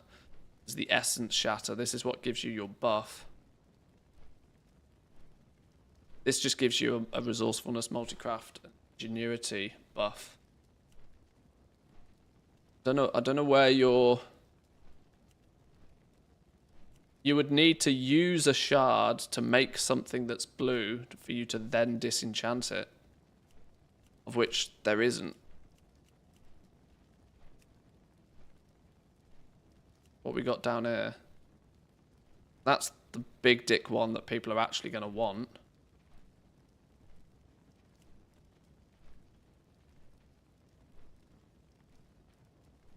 And that's the bigger one. You use 1% less concentration when concentrating on Kazangar enchanting recipes. Well, that's quite cool. Still only plus 18 skill though. 277 stats. 382. That's quite a difference. 100 plus more stats. Woo, spicy.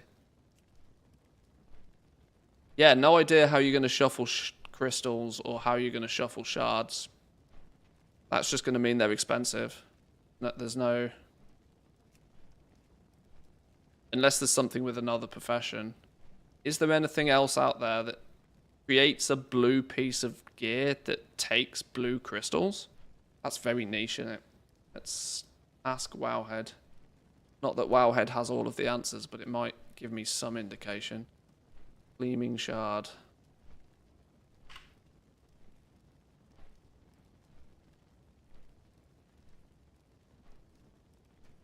Yeah, one of you.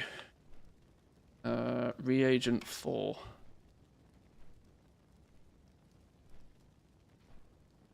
Goes into a lot of blue gear, but this isn't stuff you're going to craft to disenchant.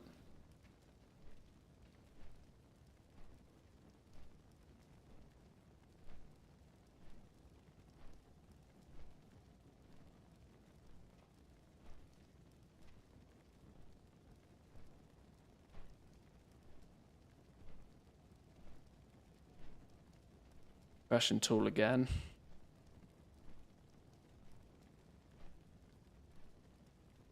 Nope. There's no way to shuffle shards. It's got to be more to come. This can't even be remotely close to the finished product then, because there's nowhere for shards to go. If they're going to insist on having quality 1, 2, and 3 on these enchanting materials, they need there to be some exit strategy for quality 1 and quality 2 stuff. Or they just need to put a flat, take 5 quality 1, turn it into quality 2, take 5 quality 2, turn it into quality 3. That's the easy approach. That will mean that people will up rank them, and it will mean that they're banded so that there can only ever be 5 times the price difference between them. But as it stands right now, you're going to have very little use for your quality 1 and quality 2 gleaming shards, and very little use for your quality 1, quality 2 crystals. And nothing to do with it. No way to fix that problem.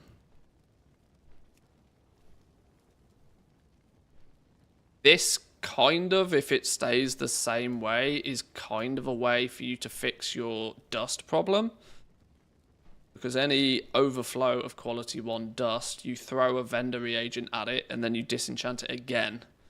And if your disenchanting is good enough, you have the ability to take 20 dust and maybe turn it into quality 2 or quality 3. It's still a lossy conversion. It's not lossless. You're losing materials in doing it. But when the price is right, the price is right, you know? Where does the epic wand come from? This one. Spec tree. You learn the recipe via the spec tree.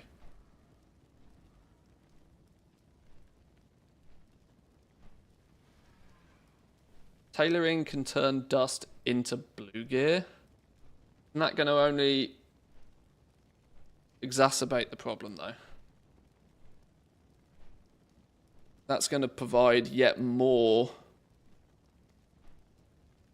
Well, that's a conversion up then, I suppose, for dust into shards. Do we just assume that we don't care about storm dust? Is it called storm dust? It is called storm dust. Agent 4. The storm dust can be thrown into... What can it be thrown into that's disenchantable? Enchanted spearwood wand.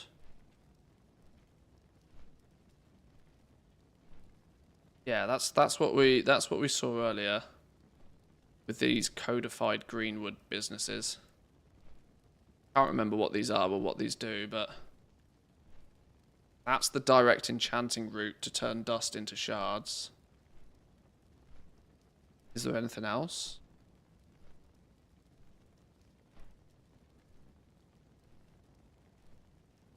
Dust plus a bunch of other shit goes into making blues, which will then disenchant into shards. You're looking at cuffs, robes, and slippers then, because writhing samples will probably... These will probably be more expensive than the moss wool threads. These are like 11 gold a piece.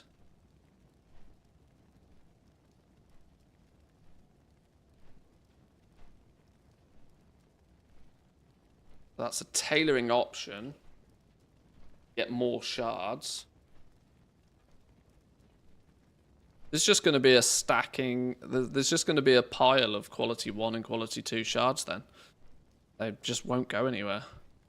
They'll just get cheaper and cheaper and cheaper and cheaper and cheaper. Because nobody will want them. Is the theory here.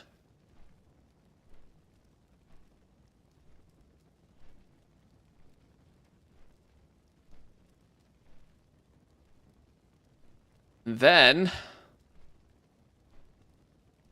on a different note, what the hell do we do with crystals?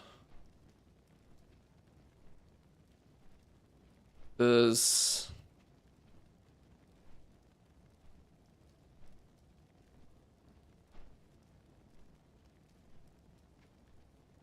Spark gear. Where would you even...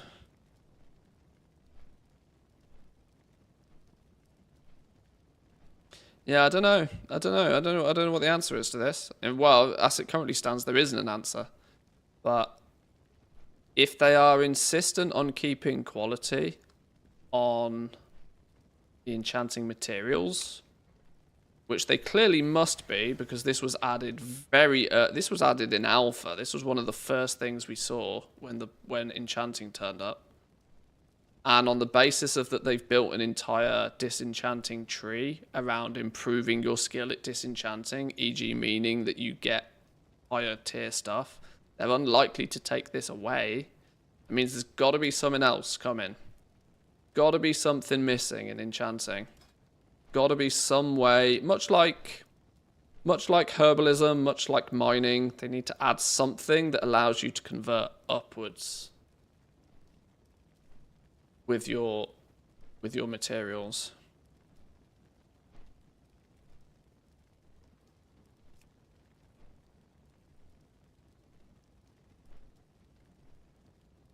Because otherwise, it's going to feel real bad when you disenchant a perp and you get a quality 1 or a quality 2 crystal out of it. That's going to suck. That's going to blow, that is. That's not going to be a good day in the office.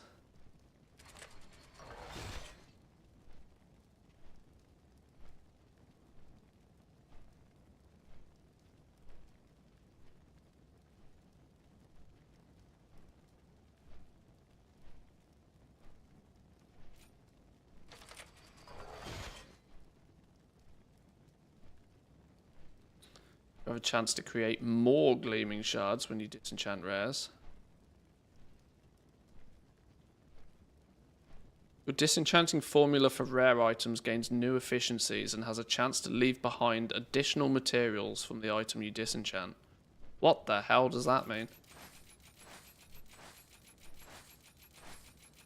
Right, I need a steady supply of blues and I need a steady supply of epics.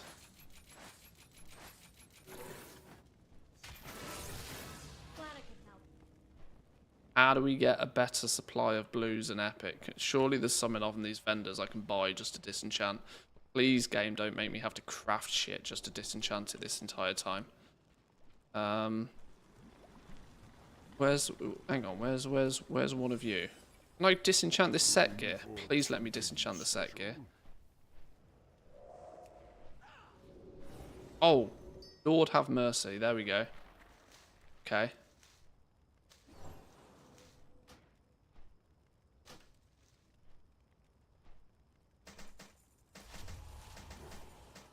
Well, we can test epics at least.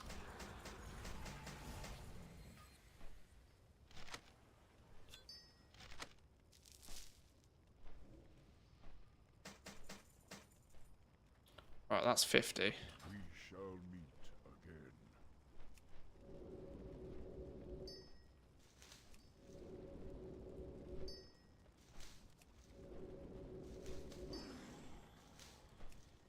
Oh, this is not looking good. Quality 3! In the money. Oh, and we're getting the viridescent spores. This is what it was talking about finding other magical things. Writhing sample.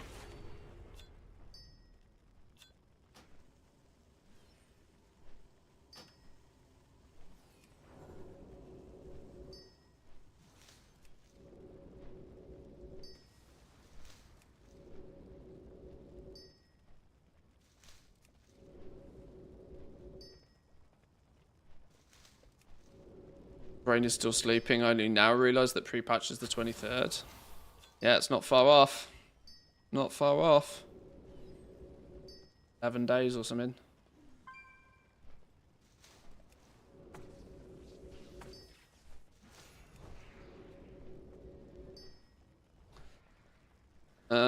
There isn't enough people trying the professions, or they don't listen either way. One thing I noticed very quickly with Dragonflight was that there were people that tested the professions, but their testing was how quickly can I rank this up to 100 using free materials off a vendor.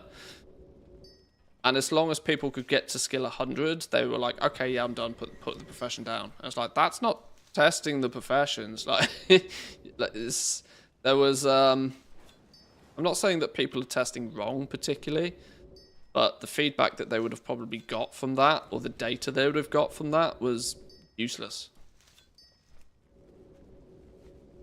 Like, the fully maxing out your profession and getting everything is great to show you what the game's going to be like in 6 months.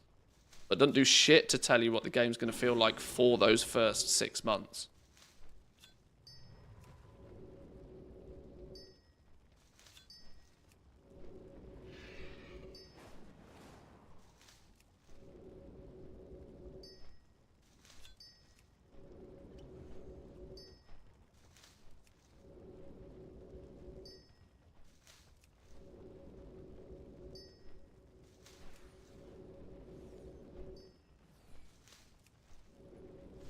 Have we ever had more than one crystal at a time? I don't think we have we?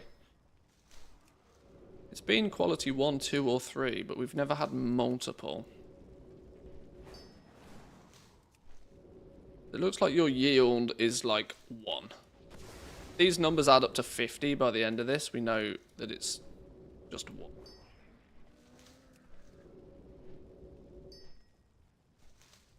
Seem to be able to get multiple of the elementals.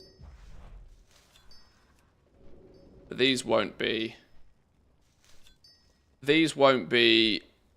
anywhere near us. Like, these are not going to act, or at least I'm led to believe so far, that these are not going to be anywhere near as ridiculous as, like, Awakens.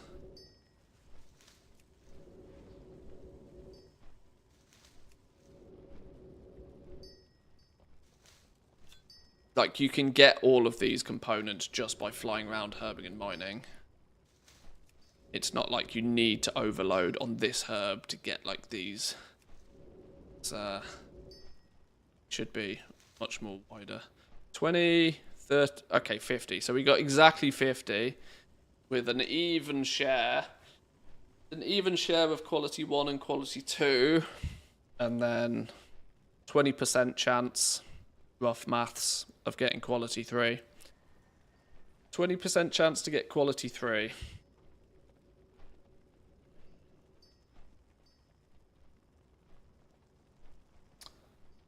Is pre-patch going to be worldwide, or does the EU get it on the 25th?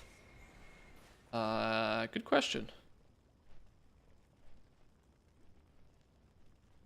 I don't know.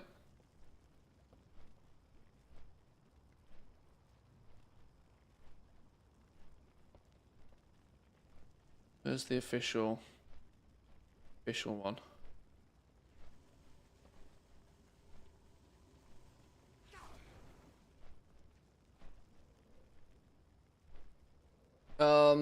Big changes arrived with the introduction of warband, skyriding, class and system updates, and more with the pre-expansion content. Take part in the new event, Radiant Echoes, to begin your first steps to continue the story that will take you to the unexplored depths of Azeroth.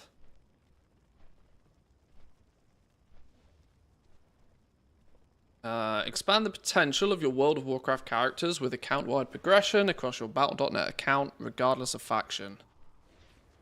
Including shared The War Within Renown, a Warband Bank, achievements, collections, and more. Please read the overview article.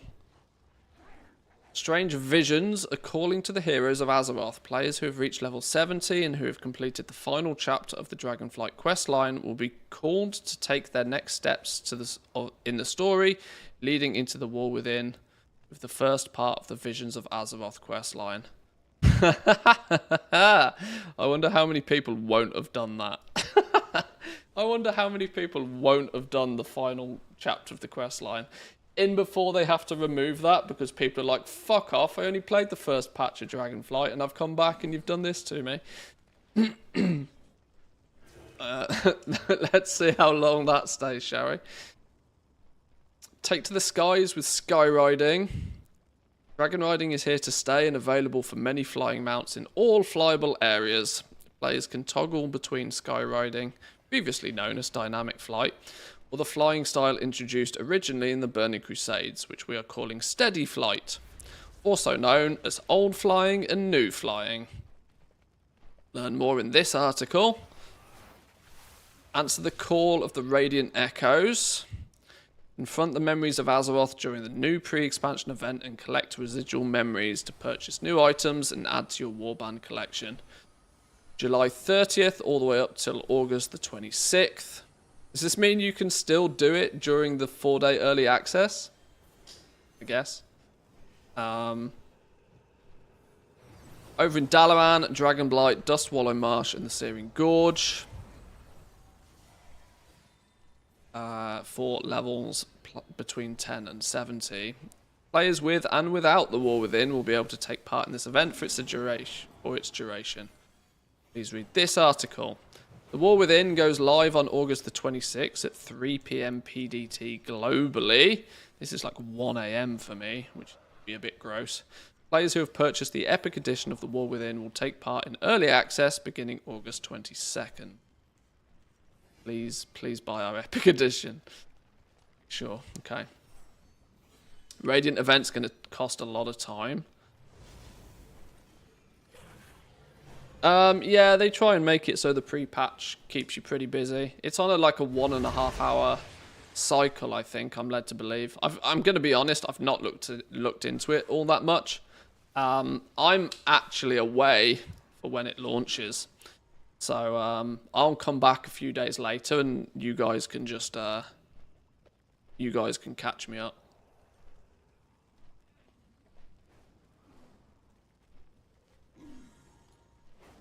"90-minute times, and you can only do 3 per character per week." What do you mean? Isn't it a currency you just grind out? Isn't it another just stand and kill the things when they spawn and then... I don't know. Like I said, I've not looked into this much, and that's entirely because I'm not even here to play it when it goes live. I'll stroll in a few days late, and you guys can catch me up. But 23rd...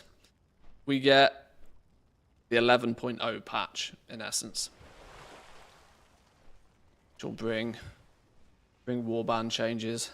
That means you've probably got, from the 23rd until the 30th, that's transmog farm week. For many players, I reckon. That's log back in. That's put all of your materials from all of your different banks, rearrange, sort your bags, and then... transmog season begins.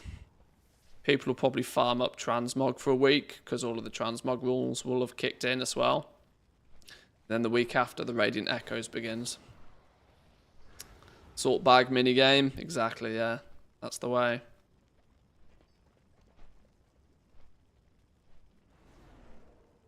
One Radiant memory per kill, and you need 20,000 of them for the mount. Oh, okay.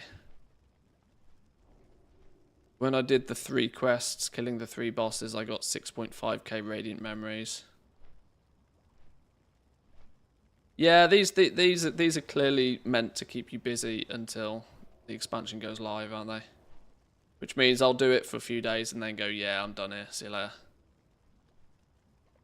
Sold all my old materials. Got them all sold in 3 days. Only 5 stacks of stuff left. 98k worth of sales. I'll do. I'll do. That's a week of play there for free. That's a free week of game time. Right, boys and girls, I'm going to leave it there for today. Not only am I going to be leaving it there for today, that is me done for the week as well. As it is Friday, I'm actually leaving the house in about 2 hours' time. We are going to our summer place for the weekend, and I have a family event to attend on Sunday, which I can't get out of. Luckily, it finishes before the football, so I don't mind. And of course, next time I see you, England will be European champions of the world. It's coming home. Okay. Come say hi over on the Discord. If you're not there already, there's lots of chatter going on in the Discord at the moment with all of the speculations and stuff about crafting professions. A little bit of shameless promo. My Goblin Guide to the War Within is now available for my gold goblins over on Patreon. Feel free to have a little bit of a poke at that. You've probably seen this a bunch of times on stream, but it's my full Goblin Guide for the War Within, all of the professions, how you do everything, where you get all your knowledge points, all of that sort of business. So you can have a little bit of a poke around with that if you wish. I do also plan to update TSM groups and even update the spreadsheet for the War Within as well. But that is going to be very last minute thing, really, if I'm going to be brutally honest, especially things like TSM groups. TSM groups might not get an update until the expansion's actually live, in all honesty. I've done this before. I've put groups together on PTRs and on betas before, and then I load them into retail and they're all broken and I have to do it again anyway. So I'm not sure how much of that sort of stuff will come before the expansion goes live, but Goblin Guide to the War Within is available now. Is there a new vid? No, there isn't. I've seriously been slacking on YouTube content this week because I've been busy getting the guide in order. So no, unfortunately not. There's been no YouTube content this week, and I actually feel bad for that. I really should have done something. But we've got a lot of other stuff done. Have yourselves a wonderful weekend, though, boys and girls. Enjoy the sun. Go touch some grass if you feel the need to. Or stay indoors, play video games. You do you. Have a good one. I'll see you Monday. Peace.